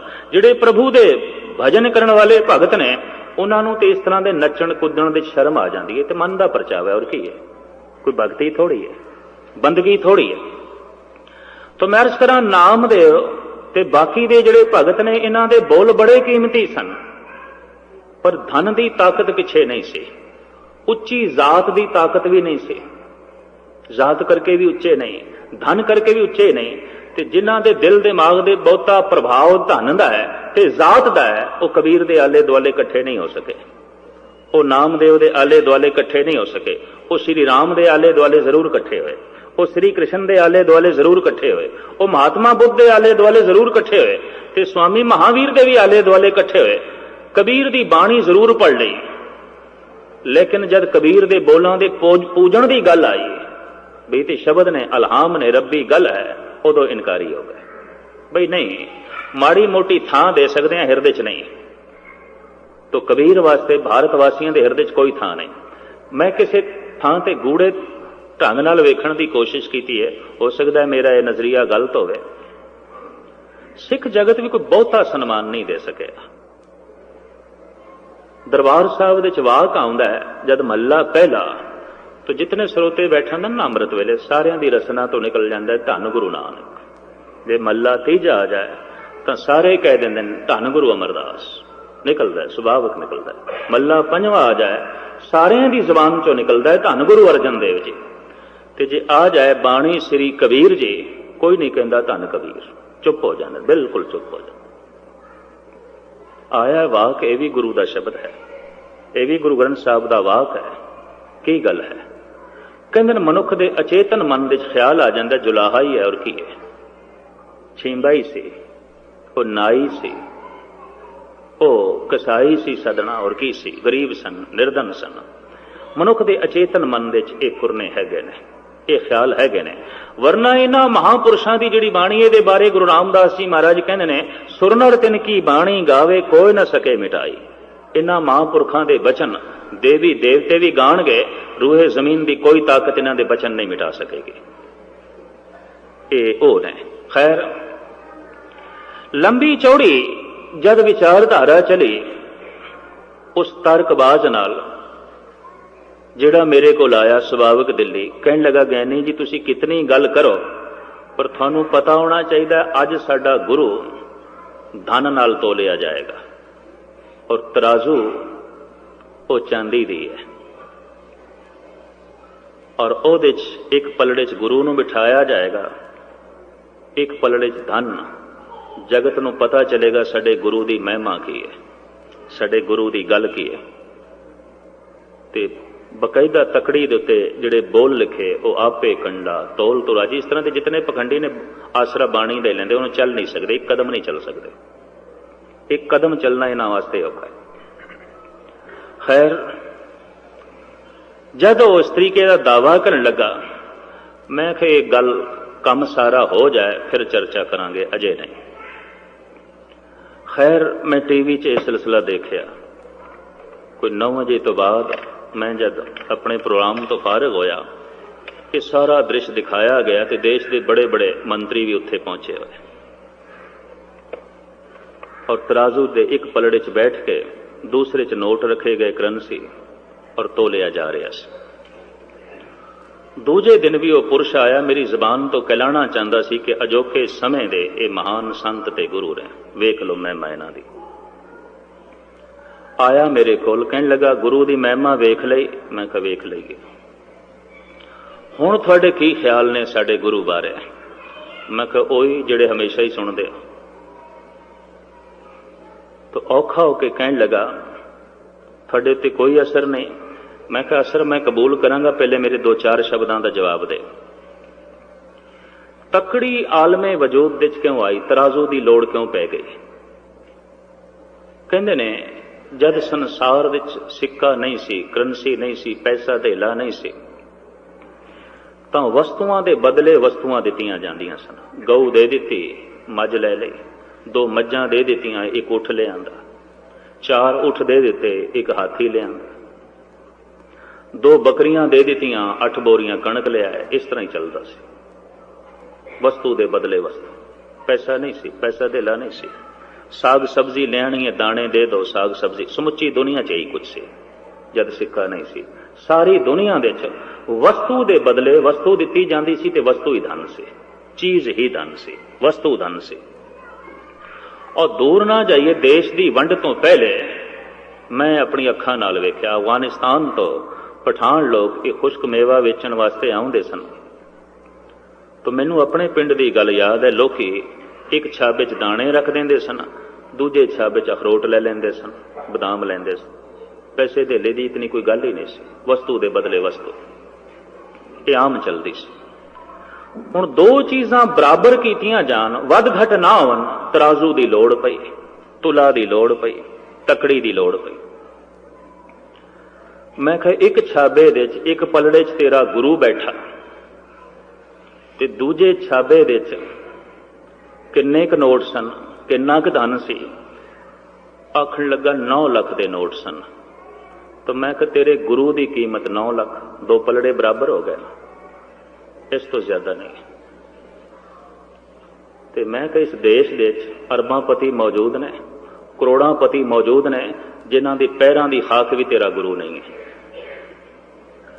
क्योंकि तकड़ी नाल तुल गया, 2 पलड़े बराबर हो गए, वस्तु दे सामने वस्तु बराबर हो गई। गुरु की कीमत 9 लाख है, इस तो ज्यादा नहीं। और जेड़ा गुरु होंदा है, जिसनों रब्बी जोत कहंदे ने, रब्बी ज्ञान कहंदे ने, वो पैसों नाल नहीं तोलिया जाता। ते जेड़ा अपने आप नूं पैसों नाल तुलाण ते राजी हो गया है, वो कोई संसारी हो सकता है, निरंकारी नहीं है। ये झूठ है, फरेब है। हाँ, जिन्हां दी अकल नहीं कम करती, क्योंकि इस दुनिया दे धार्मिक तौर पर कईयां दी अकल नहीं कम करती, तुसीं उन्हां नूं वरगला सकते। शब्द की भेटा हो सकती है, गुरु की भेटा हो सकती है, ज्ञान की भेटा हो सकती है, ज्ञान नूं तोलिया नहीं जा सकता। तो गुरु का मतलब तो ज्ञान, ते गुरु थोड़ा तोलिया गया, गल खत्म हो गई। 9 लाख उसकी कीमत है, इस तो ज्यादा नहीं। आखण लगा इस ढंग नाल भी सोचिया जाता है? तो मैं कहा हाँ, जिन्होंने गुरबाणी का बोध है वो इस ढंग नाल भी सोचते हैं। मूर्खां दे उत्ते इस गल का प्रभाव पाओ कि गुरु साडा तोलिया गया। और बड़ी चर्चा सी अखबारां च, लोग इस गल की बड़ी महिमा पे जाहिर करते सन थां थां दे उत्ते भी अज गुरु साडा तोलिया गया, धन दे नाल तोलिया गया। मैं उन्होंने कहा भी नेहरू नूं सोने नाल तोलिया गया सी, वो सोना 50 लाख तो भी ज्यादा दा सी जद तोलिया गया सी। शास्त्री नूं सोने नाल तोलिया गया सी मद्रास विच, वो भी 50-60 लाख तो ज्यादा दा सोना सी। फिर तेरा गुरु की उसके सामने कुछ भी नहीं, गल खत्म हो गई, सिलसिला खत्म हो गया, जवाब नहीं बनया उसके कोल। तो खैर भगत रविदास जी महाराज गल खोलते हैं, तरतार अपवित्र कर मानिए रे जैसे कागरा करत विचारंग, भगत भगवत लिखे तै ऊपर पूजिए कर नमस्कार। अपवित्र कागज दे उत्ते जद भगवत की महिमा लिख दी जाती है, मस्तक झुक जाता है, मनुख सजदा करता है। ज्ञान के पुजारियां सी, कागज दे नहीं। अखबार पढ़ते हैं चुक के परे सुट देंगे हैं, अगर कागज के पुजारियां तो उन्होंने कोई नहीं मत्था पे टेकते। गलियां च लुलदा पिया थां थां ते कागज, कौन मत्था टेकता है? नहीं, असी शब्द के पुजारी, ज्ञान के पुजारी हैं। जिस दिन पहला प्रकाश होया है उस दिन गुरु अर्जन देव जी महाराज दे ये महाबोल सन, बड़े कीमती। आप दा ये फरमान सी, सतगुर के शरीर हैं जो सब थान समय सब ना दरसै हैं। मेरा जिहड़ा शरीर है ये दर्शन तुसी सारी थां ते नहीं कर सकते जिन्हों तुसी सतगुर कहंदे। ये एक शहर दे च है, दूजे शहर दे च नहीं, और ये अज है ते कल नहीं। सतगुर के शरीर हैं जो, भाई साहब भाई संतोख सिंह ने जो कुछ लिखे है मैं पढ़ के थानू सरवण करा रहा। सतगुर के शरीर हैं जो सब थान समय सब ना दरसै हैं, ग्रंथ हृदा गुर को एहो जानो उत्तम है सब काल रहे हैं। मेरे स्वरूप ते या ते है दीरघ साहिब जान अदायब कहो। दीरघ कहंदे ने वड्डे नूं, मेरे स्वरूप तो वड्डा करके जानना, मैं अज हां ते कल नहीं, मैं एक शहर विच हां ते दूजे शहर विच नहीं। ये शब्द जुगो जुग अटल रहेगा, हर थां ते रहेगा, हर शहर विच रहेगा। जंगल विच बैठे मनुख ने जपजी साहब का पाठ शुरू कर दिता है, गुरु मेरे संग सदा है नाले गुरु कोल है। और की सफर विच है बंदा कि जाप साहब दे बोल आरंभ हो गए ने, गुरु गोबिंद सिंह जी कोल बैठे, गुरु मेरे संग सदा है नाले, सदा नाल हर वक्त संग रहने वाला गुरु चाहिए। एक ही गुरु दिल्ली बैठा होवे, विपता इत्थे पै जाए कि किस तरह करांगे, फिर वो किस तरह बोड़ेगा। ते दूजा का है सिमरिए जो जम्मे ते मर जाए, एको सिमरो नानका जो जल थल रिया समाए। जिदा जन्म है उदा मरण भी है। सिख जगत की एकता बनी हुई है गुरु ग्रंथ साहब के आसरे ते, पूरी ताकत लग रही है मनमुखां दी, दुष्टां दी, और बहुत वड्डी राजनीतिक ताकत भी लग रही है कि किसी तरीके नाल भी गुरु ग्रंथ साहब के मुकाबले ते 5-7 बंदे होर खड़े कर दो, इस कौम नूं खेरू खेरू करो। एक राजनीतिक तौर पर बहुत वड्डा हमला गालबन 30-40 सालों तो हो रहा है, और उन्होंने एक गल दिस पई है कि इन्हां दी एकता भंग हो सकती है, तुसीं 4-5 गुरु बना छड्डो। तो लोकी एक एक कदम करके गुरु बनने की कोशिश करते हैं। अज थानू शब्द की गल सुनाते ने, कल कहते हैं मूर्ति, शब्द एक पासे मूर्ति, हुण मूर्ति च ध्यान जोड़ो, परसों फिर अपनी मूर्ति अगों रखते हैं। इस तरह का सिलसिला भी है, यही सहजे सहजे फिर गुरु बन जाते हैं। इत्थों ही मनुख शब्द नालों टुट जाता है। और इस वक्त 13वें-14वें गुरु का ते दावा नामधारी कर ही रहना। अरदास है उत्थे 13-14वां गुरु दी, निरी गुरु गोबिंद सिंह जी तक, गुरु ग्रंथ साहब तक समाप्त नहीं की जाती। तो गुरु ग्रंथ साहब नूं गुरु ग्रंथ साहब नहीं कहते, ग्रंथ साहब कहते, गुरु तो वह है उन्हों का, बाकी ते ग्रंथ साहब ने। इस तरह के जिहड़े पुरुष ने उन्होंने अज भी करीबन करीबन भारत सरकार तो बड़ी तकवीयत मिलती है, और जब भी कभी कौमी मसला हो जाए इन्होंने कभी साथ नहीं दिता। ये सब स्पष्ट है, तुसीं 30-40 साल का इतिहास पढ़ लो, इन्हां 3-4 लहरां दे चों किसी ने साथ नहीं दिता, और इस कारण करके कौम हारदी रही। और स्पष्ट है कि जिहड़ी भी चीज़ आले दुआले के प्रांतां च बनाई गई, डैम बनाए गए, उत्थों के सूबियां के हवाले कर दिते गए। पंजाब दे डैम बनाया गया, भारत सरकार का कंट्रोल। गड्डियां चलाइयां गईयां तरह तरह के तीर्थां के नाम से, कोई गोमती एक्सप्रैस है, कोई विश्वनाथ काशी एक्सप्रैस है, कोई जगन्नाथपुरी एक्सप्रैस है, सोमनाथ मेल भी चलती है। तमाम तीर्थां के नाम उत्ते रेलां चलदियां हिंदुस्तान दे। एक हुण होर नवीं रेल इस 1 अक्तूबर तो चलनी है, ख्वाजा गरीब नवाज एक्सप्रैस, दिल्ली तो अजमेर तक, वो मुसलमान फकीर के नाम पर ऐलान होया सी लगातार 5-6 महीने कि गोल्डन टैंपल एक्सप्रैस चलेगी पटने साहब तो अमृतसर तक। लोग बहुत खुश होए, पर जिस दिन ये रेल चली तो अमृतसर पहुंची इस दा नाम सी टाटा नगर एक्सप्रैस। ये भी इन्हों कबूल ना होया भी ये ना इन्ने शहरों चों लंघेगी गड्डी कि लोगों की रसना तो निकलेगा हरी मंदिर, स्वर्ण मंदिर, गोल्डन टैंपल। यह गल भी कबूल ना हो, स्पष्ट है सामने। तुसी आखोगे कि मैं राजनीतिक मसला लै बैठा, नहीं, धार्मिक मसला लै बैठा। कोशिश है कि गुरु ग्रंथ साहब के मुकाबले ते 5-7 फर्द खड़े कर दो ते सिखां दी एकता नूं भंग कर दो, क्योंकि गुरु ग्रंथ साहब के आसरे ते इन्हां दी एकता है, इन्हां दा जोड़ है, इन्हां दा इकट्ठ है। और ये भी डरते ने कि गुरु ग्रंथ साहब के आसरे ते सारी जातां वाले भी इकट्ठे कर लेंगे, क्योंकि इत्थे छींबा बैठा है, जुलाहा भी बैठा है, इत्थे चमार भी बैठा है, इत्थे नाई भी बैठा है, इत्थे कसाई दे बोल भी हैं, इत्थे मुसलमान फकीर भी बैठे। तो इन्हां कोल बुनियाद बड़ी पुख्ता है, तो इस बुनियाद के आसरे से इन्हां दी ताकत हिंदुस्तान दे वध जाएगी। तो जात पात के मसले भी साडे विच खड़े किए जा रहे हैं, और दिमाग दे विच ये गल वसाई जा रही है कि गुरुद्वारियां नाल भी जात पात जोड़ो। और मैं इतनी अर्ज करदे जिस गुरुद्वारे नाल जात पात जुड़ी होवे, गुरु का घर नहीं, उस जात वाले का घर होगा, गुरु का घर नहीं है। गुरु का घर हो जिथे जात पात के कोई वितकरे नहीं। सिख सिर्फ सिख है और कुछ नहीं है। और सिख ही हो अपने मन को ये लालच हो गुण तोय उचरो। गुरु गोबिंद सिंह जी महाराज अपना तारुफ करांदे ने, मैं कौन हाँ। और सिख ही हो अपने मन को ये लालच हो गुण तो उचरो। हे अकाल पुरख मन करके मैं तेरा सिख हाँ, तेरी सिखिया दे नाल अपनी जिंदगी नूं तोड़न वाला, इस सिख तो बिना मैं और कुछ भी नहीं। और सिख ही हो अपने मन को ये लालच हो गुण तोय उचरो। एक क्रांतिकारी सतगुरां दे बोल ने, बचन ने। और सदा अंग संगे अभंगंग विभूते, जिथे तुसी शब्द का पाठ करो सदा अंग संगे, ये थोड़े नाल है। गुरु मेरे संग सदा है नाल।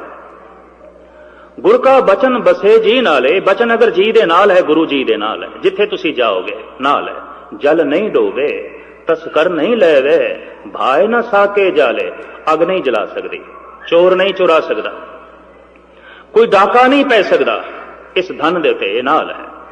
तो इस गुरु का आसरा तुसी हर वक्त पकड़ सकते हो। गुरु अर्जन देव जी महाराज का हुक्म, मेरे स्वरूप ते याते है दीरग, मेरे स्वरूप तो वड्डा करके जानना। तो हुण वो वड्डे ने वडियाई आप जाहिर करनी सी, तो सतगुरां ने मत्था टेकिया। ते जद सतगुरां नूं कहण लगे बैठो आप ताबे ते, महाराज कहण लगे नहीं, ये पोथी परमेश्वर का स्थान, इत्थे साक्षात परमेश्वर का स्थान है। मैं ताबे ते बैठ गया, लोगों ने जिहड़ा मत्था भी टेकना है अंदरों भावना नाल मैनू टेकना है, नहीं जिसनों मैं मत्था टेके उसे नूं सारे मत्था टेको। ताबे ते बाबा बुढ़ा जी नूं बिठाया, आप नहीं बैठे। इतिहास है, स्पष्ट इतिहास है। और हुक्म कीता मेरे स्वरूप ते या ते है दीरग, साहिब जान अदायब कह, मेरे स्वरूप तो वड्डा करके जानना। पूजो चंदन केसर कोकर, धूप दिखाए के फूल चढ़े, पूजा करनी है तुसी शब्द दी। इस वास्ते स्पष्ट कह दिता कि शरीर दे दर्शन करने ने, गुरु गोबिंद सिंह जी महाराज ने साफ कह दिता, दीदार खालसे दा परचा शब्द दा। दीदार करने ने मेरे शरीर दे, तां गुरु पंथ दे दर्शन करना। मेरी आत्मा दे गुरजोत दे दर्शन करने ने, तां गुरु ग्रंथ साहब दे दर्शन करना। स्पष्ट कह दिता। ज्योति जोत जद सतगुरु समान लगे ने ना, उत्ते सिखां ने बेनती की सी, पातशाह कदी साडा दिल करे थोड़ा तन वेखना है, तो महाराज कहने लंबे चौड़े भटकण की लोड़ नहीं। सिख सो रहत पंच जो मिले, मम स्वरूप सो जानो भले, सिख पंचों में मेरो वासा, पूरन करो धरो जय आसा। पंज रहत वानिए सिख जे किधरे मिल जान, रसना ते मूल मंत्र दा जाप होवे, हिरदे विच गुरमंत्र वसिया होवे, तन ते पंज ककार ने। साहब कहने निश्चय करके जानी अज मेरे शरीर दे ही दर्शन होए, किधरे भटकण की लोड़ नहीं, धक्के खाण की तैनूं लोड़ नहीं। कोई कहे ना शरीर तो बिना गल नहीं बनती, कह दिता करो दीदार खालसे दा परचा शब्द दा। सतगुरु ने हुक्म ऐसा किया। साडी गुरु पंथ की यह मर्यादा है, ये रड़कदी पई है बहुत सारे लोगों भी, इन्हां दी एकता बनी हुई है, इन्हां दा संगठन बनया है, इन्हां दी ताकत बनी हुई है। और जब पिछले दिने ये मंग की गई भी ये गुरुद्वारा एक पंजाब पद्धर ते बनया होया है, आल इंडिया पद्धर ते बने, तो ना कर गए भी तो होर ताकत वध जाएगी इन्हां दी। सारे गुरुद्वारे इक्को ही संगठन दे आ जाण, ਇੱਕੋ ਹੀ ਮਰਿਆਦਾ ਚਲੇ, ਦੂਜੀ ਗੱਲ ਨਾ ਚਲੇ, ਮਰਿਆਦਾ ਇੱਕ। ਇਹ ਵੀ ਗੌਰਮੈਂਟ ਨੂੰ ਮਨਜ਼ੂਰ ਨਹੀਂ, ਇਹ ਵੀ ਵਿਰੋਧੀਆਂ ਨੂੰ ਮਨਜ਼ੂਰ ਨਹੀਂ ਕਿ ਮਰਿਆਦਾ ਇਹਨਾਂ ਦੀ ਇੱਕ ਚਲੇ, ਕਿਉਂਕਿ ਏਕਤਾ ਹੋ ਜਾਏਗੀ। ਤੇ ਮਰਿਆਦਾ ਵੱਖ-ਵੱਖ ਕਿਉਂ ਅਕਾਲ ਤਖਤ ਦੇ ਰਹਿਤਨਾਮੇ ਤੋਂ ਚਲਾਈ ਜਾਂਦੀ ਹੈ? ਬਹੁਤ ਵੱਡੀ ਸ਼ਰਾਰਤ ਹੈ, ਬਹੁਤ ਵੱਡੀ। ਵੀ ਕਿਸੇ ਤਰੀਕੇ ਨਾਲ ਤੇ ਖੇਰੂ ਖੇਰੂ ਕਰੋ, ਕਿਸੇ ਤਰੀਕੇ ਨਾਲ ਤੇ ਵੱਖ-ਵੱਖ ਕਰੋ। ਚਲੋ ਮਰਿਆਦਾ ਵੱਖ-ਵੱਖ ਕਰ ਦੋ, ਕੱਲ ਨੂੰ ਕਹਿ ਦਿਆਂਗੇ ਸਾਡਾ ਗੁਰੂ ਗ੍ਰੰਥ ਸਾਹਿਬ ਨਾਲ ਕੋਈ ਮੇਲ ਨਹੀਂ ਬੈਠਦਾ, ਫਿਰ ਹੋਰ ਧੜੇ ਖੜੇ ਕਰ ਦਿੱਤੇ ਜਾਣਗੇ। ਤਾਂ ਮਰਿਆਦਾ ਇੱਕੋ ਹੀ ਹੈ, ਚਾਹੇ ਅਖੰਡ ਪਾਠ ਸਾਹਿਬ ਰੱਖਣ ਦੀ ਹੈ। ਮਰਿਆਦਾ ਇਹ ਹੈ ਕਿ ਜਿੱਥੇ ਗੁਰੂ ਬੋਲ ਰਿਹਾ ਹੈ, ਅਖੰਡ ਪਾਠ ਚੱਲ ਰਿਹਾ ਹੈ, ਉੱਥੇ ਕੋਈ ਵਿਅਕਤੀ ਵਿਆਖਿਆ ਨਹੀਂ ਕਰ ਸਕਦਾ, ਉੱਥੇ ਕੀਰਤਨ ਨਹੀਂ ਹੋ ਸਕਦਾ, ਉੱਥੇ ਕਥਾ ਨਹੀਂ ਹੋ ਸਕਦੀ। ਤੁਸੀਂ ਬਰਦਾਸ਼ਤ ਕਰ ਸਕਦੇ ਹੋ ਔਰ ਬਰਦਾਸ਼ਤ ਕਰ ਲੈਂਦੇ ਹੋ, ਖਿਮਾ ਕਰਨੀ, ਕਹਿਣਾ ਪਏਗਾ ਉਹ ਖਾਲਸਾ ਨਹੀਂ ਜਿਹਦੇ ਦਰਸ਼ਨ ਦੇ ਚੋਂ ਗੁਰੂ ਦੇ ਦਰਸ਼ਨ ਹੋ। ਦੀਦਾਰ ਖਾਲਸੇ ਦਾ, ਦੀਦਾਰ ਖਾਲਸੇ ਦਾ ਇਹ ਜੋ ਕੌਮੀ ਏਕਤਾ ਦੇ ਵਿੱਚ ਵੱਜੇ ਹੋਇਆ। ਜਿੱਥੇ ਸਤਿਗੁਰੂ ਆਪ ਬੋਲ ਰਹੇ, ਹੁਣ ਦੂਜੇ ਤੀਜੇ ਦੇ ਬੋਲਣ ਦੀ ਕੀ ਲੋੜ, ਗੱਲ ਖਤਮ। ਇਸ ਵਾਸਤੇ ਮਰਿਆਦਾ ਬਣਾਈ ਗਈ ਹੈ ਕਿ ਜਿੱਥੇ ਅਖੰਡ ਪਾਠ ਹੈ ਉਹ ਅਲੱਗ ਸਿਲਸਿਲਾ, ਠੀਕ, ਰਹਿਤ ਮਰਿਆਦਾ ਬਣ ਚੁੱਕੀ ਹੈ। ਵਿਆਹ ਸ਼ਾਦੀਆਂ ਦੀ ਮਰਿਆਦਾ ਬਣ ਚੁੱਕੀ ਹੈ, ਆਨੰਦ ਕਾਰਜ ਦੀ ਮਰਿਆਦਾ ਬਣ ਚੁੱਕੀ ਹੈ, ਵਿਵਾਹ ਵਿਧੀ, ਨਾਮ ਸੰਕਰਨ, ਜਨਮ ਮਰਨ ਦੀ ਸਭ ਕੁਝ ਦੀ ਮਰਿਆਦਾ ਬਣ ਚੁੱਕੀ ਹੈ। ਲੇਕਿਨ ਉਸ ਮਰਿਆਦਾ ਦੀ ਵਿਰੋਧਤਾ ਕਿਉਂ? ਬਈ ਅਨੇਕਤਾ ਪੈਦਾ ਕਰਨੀ ਹੈ, ਵੱਖ-ਵੱਖ ਸਿਲਸਿਲੇ ਪੈਦਾ ਕਰਨੇ ਨੇ। ਹਰ ਕਦਮ ਤੇ ਸੁਚੇਤ ਰਹੋਗੇ ਤੇ ਏਕਤਾ ਬਣੀ ਰਹੇਗੀ, ਵਰਨਾ ਚਾਰੋਂ ਪਾਸੇ ਤੋਂ ਹਮਲੇ ਨੇ, ਇੱਕ ਪਾਸੇ ਨਹੀਂ, ਚਾਰੋਂ ਪਾਸੇ ਤੋਂ। ਚੈਨ ਨਾਲ ਨਾ ਸਾਡੇ ਸਤਿਗੁਰਾਂ ਨੂੰ ਬੈਠਣ ਦਿੱਤਾ ਗਿਆ, ਨਾ ਕਦੀ ਸਿੱਖਾਂ ਨੂੰ ਬੈਠਣ ਦਿੱਤਾ ਗਿਆ। ਇਤਨੀ ਮੈਂ ਅਰਜ਼ ਕਰਦੇ ਹਾਂ। ਜੇ ਗੁਰੂ ਨਾਨਕ ਨੂੰ ਭੂਤਨਾ ਬੇਤਾਲਾ ਆਖਿਆ ਕਈਆਂ ਨੇ, ਤੇ ਗੁਰੂ ਗੋਬਿੰਦ ਸਿੰਘ ਜੀ ਮਹਾਰਾਜ ਦੇ ਨਾਲ ਅੱਠੇ ਪੈਰ ਲੜਦੇ ਰਹੇ, ਗੁਰੂ ਅਰਜਨ ਦੇਵ ਜੀ ਮਹਾਰਾਜ ਨੂੰ ਤੱਤੀ ਤਵੀ ਤੇ ਬਿਠਾ ਦਿੱਤਾ, ਤਾਂ 11ਵੇਂ ਸਰੂਪ ਗੁਰੂ ਗ੍ਰੰਥ ਸਾਹਿਬ ਦੇ ਖਿਲਾਫ ਵੀ ਮੁਖਾਲਫਤ ਹੈ। ਤਰ੍ਹਾਂ ਤਰ੍ਹਾਂ ਦੀਆਂ ਚੇਮੇ ਗੋਈਆਂ ਨੇ। ਤੁਹਾਨੂੰ ਸਾਵਧਾਨ ਹੋਣਾ ਪਏਗਾ, ਸੁਚੇਤ ਹੋਣਾ ਪਏਗਾ, ਕਿਉਂਕਿ ਤੁਸੀਂ ਮਨਾ ਰਹੇ ਹੋ ਪ੍ਰਕਾਸ਼ ਉਤਸਵ। ਇਸ ਸੰਬੰਧ ਵਿੱਚ ਇਹ ਜੋ ਹੈ ਪ੍ਰੋਗਰਾਮ ਚੱਲ ਰਿਹਾ ਹੈ, ਪ੍ਰਕਾਸ਼ ਦਿਵਸ ਸਾਹਿਬ ਸ੍ਰੀ ਗੁਰੂ ਗ੍ਰੰਥ ਸਾਹਿਬ ਜੀ ਮਹਾਰਾਜ। ਜ਼ਮੀਨ ਦੇ ਉੱਤੇ ਬਹੁਤ ਖੁਸ਼ੀਆਂ ਭਰਾ ਦਿਨ ਸੀ ਜਦ ਸ਼ਬਦ ਨੂੰ ਐਲਾਨੀਆ ਤੌਰ ਤੇ ਕਹਿ ਦਿੱਤਾ ਗਿਆ ਕਿ ਇਹੀ ਗੁਰੂ ਹੈ, ਇਹਦੇ ਨਾਲ ਹੀ ਹਿਰਦਾ ਬਦਲਦਾ ਹੈ। ਤੁਸੀਂ ਸ਼ਬਦ ਦਾ ਜਾਪ ਕਰੀ ਜਾਓ, ਹਿਰਦਾ ਬਦਲ ਜਾਂਦਾ ਹੈ। ਤੁਸੀਂ ਸ਼ਬਦ ਦਾ ਜਾਪ ਕਰੀ ਜਾਓ, ਰਸ ਬਣ ਜਾਂਦਾ ਹੈ। ਤੁਸੀਂ ਸ਼ਬਦ ਦਾ ਜਾਪ ਕਰੀ ਜਾਓ, ਪ੍ਰਕਾਸ਼ ਬਣ ਜਾਂਦਾ ਹੈ। ਕਿਸੇ ਮਨੁੱਖ ਦੇ ਚ ਧਿਆਨ ਜੋੜੋ, ਕੱਖ ਨਹੀਂ ਬਣਦਾ, ਕੁਝ ਵੀ ਨਹੀਂ ਬਣਦਾ। ਹਜ਼ਾਰਾਂ ਮਨੁੱਖ ਇਸ ਤਰੀਕੇ ਨਾਲ ਮਨੁੱਖਾਂ ਦੇ ਧਿਆਨ ਜੋੜ ਜੋੜ ਕੇ ਖੱਪ ਗਏ ਨੇ, ਕੱਖ ਵੀ ਨਹੀਂ ਗੱਲ ਬਣਦੀ। ਸ਼ਬਦ ਦੇ ਚ ਧਿਆਨ ਜੋੜੋ, ਸ਼ਬਦ ਦਾ ਜਾਪ ਕਰੋ, ਗੱਲ ਬਣ ਜਾਂਦੀ ਹੈ। ਮੇਰੇ ਸਰੂਪ ਤੇ ਜਾਂ ਤੇ ਹਦੀਰ ਗਏ ਸਾਹਿਬ ਜਾਨ ਅਦਾਇਬ ਕਹਿ। ਸ਼ਬਦ ਦਾ ਜਾਪ ਕਰਦਿਆਂ ਕਰਦਿਆਂ ਜਿਹੜਾ ਅੱਗੇ ਲੰਘ ਜਾਂਦਾ ਹੈ, ਬਹੁਤ ਅੱਗੇ ਲੰਘ ਜਾਂਦਾ ਹੈ, ਦੁਆਰ ਤੇ ਪਹੁੰਚ ਜਾਂਦਾ ਹੈ, ਉਹਨਾਂ ਦੀ ਗੱਲ ਕੁਛ ਹੋਰ ਹੈ। ਔਰ ਭਾਈ ਸਾਹਿਬ, ਭਾਈ ਨੰਦ ਲਾਲ ਨੇ ਇਸ ਸੰਬੰਧ ਵਿੱਚ ਬਹੁਤ ਕੁਝ ਕਿਹਾ ਹੈ। 5-10 ਮਿੰਟ ਮੈਂ ਤੁਹਾਡੇ ਹੋਰ ਲਵਾਂਗਾ, ਤਾਂ ਕਿ ਮੈਂ ਕੱਲ ਜਿੱਥੇ ਇੱਕ ਲੜੀ ਨੂੰ ਅਧੂਰਾ ਛੱਡਿਆ ਸੀ, ਮੇਰੀ ਜ਼ਮੀਰ ਤੇ ਬੋਝ ਪਿਆ ਹੋਇਆ। ਨੰਦ ਲਾਲ ਕਹਿੰਦੇ ਨੇ, ਐ ਸੂਫੀਓ, ਜੇ ਕਿਧਰੇ ਤੁਹਾਨੂੰ ਗੁਰੂ ਨਾਨਕ, ਗੁਰੂ ਗੋਬਿੰਦ ਸਿੰਘ ਜੈਸਾ ਰਹਿਬਰ ਮਿਲਦਾ, ਇਹ ਭਟਕਣਾ ਤੁਹਾਡੀ ਦੁਨੀਆ 'ਚ ਨਹੀਂ ਹੋਣੀ ਸੀ, ਇਹ ਪਰੇਸ਼ਾਨੀ ਤੁਹਾਡੀ ਦੁਨੀਆ 'ਚ ਨਹੀਂ ਹੋਣੀ ਸੀ। ਗੁਰੂ ਦੀ ਮਹਿਮਾ ਗਜ਼ਨੀ ਤੋਂ ਆਇਆ ਇਹ ਪੁਰਸ਼ ਗਾਇਨ ਕਰਦਾ ਹੈ। ਗਜ਼ਨੀ ਦੇ ਰਹਿਣ ਵਾਲੇ ਸਨ। ਮੈਂ ਇਹਨਾਂ ਦਾ ਸਥਾਨ ਵੇਖ ਕੇ ਆਇਆ ਗਜ਼ਨੀ ਦੇ ਵਿੱਚ। ਉੱਥੇ ਭਾਈ ਸਾਹਿਬ, ਭਾਈ ਨੰਦ ਲਾਲ ਦੀਆਂ ਕੁਝ ਲਿਖਤਾਂ ਵੀ ਪਈਆਂ ਨੇ ਕਿ ਉਹੀ ਮਕਾਨ ਜਿੱਥੇ ਭਾਈ ਸਾਹਿਬ ਜੀ ਰਹੇ ਸਨ, ਉਹੀ ਬਣਿਆ ਹੈ।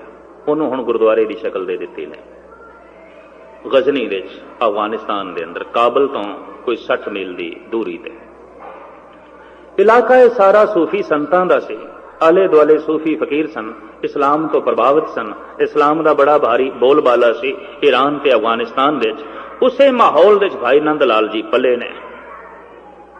ਔਰ ਮੁਲਕ ਦੇ ਜਦ ਅਫਰਾ ਤਫਰੀ ਮਚੀ ਤੇ ਆਪ ਮੁਲਤਾਨ ਵਿੱਚ ਆ ਗਏ। ਫਿਰ ਬਾਕੀ ਦੀ ਜ਼ਿੰਦਗੀ ਇੱਥੇ ਮੁਲਤਾਨ ਵਿੱਚ ਬਤੀਤ ਕਰ ਰਹੇ ਸਨ ਕਿ ਗੁਰੂ ਗੋਬਿੰਦ ਸਿੰਘ ਜੀ ਮਹਾਰਾਜ ਦੀ ਸਹੁੰ ਕੰਨਾਂ 'ਚ ਪਈ, ਗੁਰੂ ਨਾਨਕ ਦੇ ਬੋਲ ਕੰਨਾਂ 'ਚ ਪਏ, ਸ਼ਬਦ ਦੀਆਂ ਗੁੰਜਾਰਾਂ ਚਾਰੋਂ ਪਾਸੇ ਸੁਣੀਆਂ, ਤਾਂ ਪ੍ਰਭਾਵਿਤ ਹੋ ਕੇ ਆਪ ਅਨੰਦਪੁਰ ਸਾਹਿਬ ਗਏ ਸਨ। ਜੋ ਰੱਬੀ ਜਲਵੇ ਉਹਨਾਂ ਨੇ ਵੇਖੇ, ਉਹ ਫਿਰ ਆਪਣੀਆਂ ਕਿਤਾਬਾਂ ਵਿੱਚ ਉਹਨਾਂ ਨੇ ਵਰਣਨ ਕੀਤੇ ਨੇ। ਸੂਫੀ ਕਲਾਮ ਸਾਰੇ ਦਾ ਸਾਰਾ ਨੰਦ ਲਾਲ ਦੇ ਸਾਹਮਣੇ ਸੀ। ਇਸ ਵਾਸਤੇ ਉਹਨਾਂ ਨੇ ਗੱਲ ਬੜੀ ਨਿਖੇੜ ਕੇ ਕਰ ਦਿੱਤੀ ਹੈ, ਖੁੱਲ ਕੇ ਕਰ ਦਿੱਤੀ ਹੈ। ਹਾਫਿਜ਼ ਕਹਿੰਦਾ ਹੈ ਕਿ ਰੱਬ ਦੇ ਮਾਰਗ ਤੇ ਮੈਂ ਚੱਲ ਤੇ ਗਿਆ, ਔਕੜਾਂ ਬਣੀਆਂ ਨੇ, ਬਿਪਤਾਵਾਂ ਬੜੀਆਂ ਨੇ। ਇਹ ਰਸਤਾ ਵੀ ਪਹਾੜੀ ਰਸਤਾ ਹੈ, ਬਿਖਮ ਰਸਤਾ ਹੈ। ਔਰ ਇਤਨੀ ਮੈਂ ਅਰਜ਼ ਕਰਦੇ ਹਾਂ, ये मैदानी रास्ता नहीं है, पहाड़ी रास्ता है। जब भी कोई चलता है तो रस्ते दियां कुछ परेशानियां बेचैन कर दियां ने। हाफिज कहता है मरादर मंजिले जाना चे अमनो ऐश चों हरदम। इस नज़म का जवाब दिता है नंद लाल ने। इतनी गल अर्ज करके मैं समाप्ति करांगा। ये नज़म हाफिज दी, दीवाने हाफिज दी पहली नज़म है। ते दूसरी नज़म जिस दे भाई साहब ने जवाब दिता है वो दीवाने गोया दी दूसरी नज़म है। वो दीवाने गोया, ये दीवाने हाफिज। हाफिज कहता है ऐ खुदा तेरे रस्ते ते मैं चलते पिया पर नित दियां मुसीबतां। परिवार सहमत नहीं, संसार सहमत नहीं, चलण की समर्था नहीं, नित दियां पीड़ा। घर दे एक पुरुष किधरे रसक पैदा हो जाए परिवार नाल संबंध नहीं जुड़ेगा, औखे हो जाएंगे परिवार वाले बाकी। क्योंकि हर एक का अपना जीवन का पद्धर होंदा है, उसकी सूरत अगे हो गई तो जिहड़े पिछे रह गए तालमेल बैठेगा नहीं। वो अगे चला गया, उहदियां गल्लां कुछ अगे दियां हो जाणगियां, जिहड़े पिछे रह गए उन्हां दियां गल्लां कुछ पिछे दियां होणगियां, तालमेल नहीं बैठेगा। इसे नूं सतगुरु कहंदे ने भगतां ते संसारियां जोड़ कदे ना आया। भगतां करके घर दे जिहड़ा कलेश मच जांदा है वो दरअसल उसके जिम्मेवार भगत नहीं, वो बंदे ने जो पिछे रह गए। भगत थोड़ा अगे चला गया, ਉਹਦੀ गल, ਉਹਦਾ जीवन का ढंग, ਉਹਦੀ शैली शब्दावली आम बंदियां नाल मेल नहीं खाती। घर वाले औखे हो जाते हैं, समाज औखा हो जाता है, बिरादरी औखी हो जाती है, लोग निंदा करने लग पैंदे ने। एक भी किधरे रसक पैदा हो जाए, माड़ा पैदा हो जाए, घर दे विच बेईमान है, झूठा है, परिवार इतना औखा नहीं होता। ठग है, चोर है, तां भी मैं देखा है घर वाले इतने औखे नहीं। एक संत पैदा हो गया, रसक पैदा हो गया, भगत पैदा हो गया तो परिवार भी औखा हो जाता है, संसार भी औखा हो जाता है, पड़ोसी भी औखे हो जाते हैं, तरह तरह दी गल्लां चल पैंदियां, चेमेगोइयां चल पैंदियां। हाफिज कहता है ऐ खुदा मैं तेरे रस्ते ते चल पिया मरादर मंजिले जाना चे अमनो ऐश चूं हरदम। तेरे रस्ते ते चल के अमन नसीब नहीं होया, सुख नहीं मिलिया। चलना है बड़ा औखा, वाट बड़ी लंबेरी है। पुरसुलात का पंथ दुहेला संग न साथी गवन अकेला। मार्ग दे बड़े बड़े दृश्य खिंचे ने भगतां ने। तो हाफिज कहते हैं मैं चलदा चलदा जब थक जाना तो थोड़ा जिहा साजो समान नूं उतार के रस्ते च बैठ जाना भी चलो दम लईए। हुण दम लेना की हुंदा है भी चलो रोज नमाज पढ़दे अज ना ही सही। मनुख दे अंदर ख्याल आउंदा है रोज नितनेम करदे चलो अज ना ही सही, हुण दम ले लईए। रोज चलते हैं चलो अज ना ही सही, रोज माला फेरते हैं चलो अज ना ही सही, रोज वाहिगुरू वाहिगुरू का जाप करते हैं चलो एक दो दिन ना ही सही। हाफिज कहते हैं इस तरह का मेरे अंदर ख्याल पैदा होता है मरादर मंजिले जाना। और ये ख्याल कभी बगौर मुताला करना अभ्यासियों के अंदर पैदा होता है। रोज जाते हैं गुरुद्वारे चलो ना ही सही, रोज पढ़ते हैं बाणी चलो अज ना ही सही, रोज जाप करते हैं चलो अज ना ही सही। कईयां दी जिंदगी ते रोज पैदा होंदा होवेगा और रोज रोज करके रह जाते हैं इस ख्याल दे नाल। मरादर मंजिले जाना चे अमनो ऐश चों हरदम जरस फरियाद में दारद के बरबंदेद महमला। कहते जब मैं साजो समान सारा खिलेर के आराम करना चाहना तो जरस कहते ने घड़ियाल नूं, घड़ियाल वज पैंदा है। अरब देशां दे विच जिहड़े काफले चलते सन ना उठां दे 100-100 उठ इकट्ठे चलने, 50-50 उठ एक दूजे के पिछे बन के चलते सन। अजे भी हैं कुछ थोड़े बहुत। रस्ते च जिथे विश्राम करना हुंदा सी ना तो उठां तो ये माल सारा उतार लेंदे सन, रात आराम करते सन। फिर घड़ियाल वजदा सी, नगारा वजदा सी भी कूच करना है, चलना है, तो छेती छेती सारे साजो समान बन लेंदे सन, इंज उठां ते लद के फिर चल पैंदे सन। हाफिज कहंदा जद साजो समान उतार के जद मैं आराम करना चाहना तो जरस फरियाद में दारद के बरबंदेद महमला। किधरे मौत का घड़ियाल वज पैंदा है ते किसे दा जिंदगी का कारवां कूच कर जाता है। वो वजदा होया घड़ियाल मैनू कहंदा संभाल चल। दरअसल है तो यह घड़ियाल बहरे कन्ना नू नहीं सुनाई देंदा। पारो सी के जो हुआ तू अपने भी जान। जिहड़ी घटना पड़ोसी के घर घटी है वो तेरे नाल भी घटनी है। तो ये घड़ियाल है, सुचेत करता है भी खाली जाएगा और कुछ है नहीं, तो हाफिज कहते हैं जब मौत का घड़ियाल वज पैंदा मेरे कन सुन लेंदे कोई बंदा चलाना कर गया, कोई जांदा रहा, तो कहते उदों फिर मैं वो खिंडिया होया समान फिर समेटदा, फिर खिंडे हुए मन नूं फिर जोड़दा, फिर आलसी मन नूं समझांदा। ऐसा ही ना हो किधरे दम निकल जाए तो रस्ते च ही पाया टिकाणे ते पहुंचे ही नहीं, मंजिल ते पहुंचे ही नहीं। तो कहंदे मैं खिंडे हुए साजो समान नूं फिर बन्नण दी कोशिश करदा।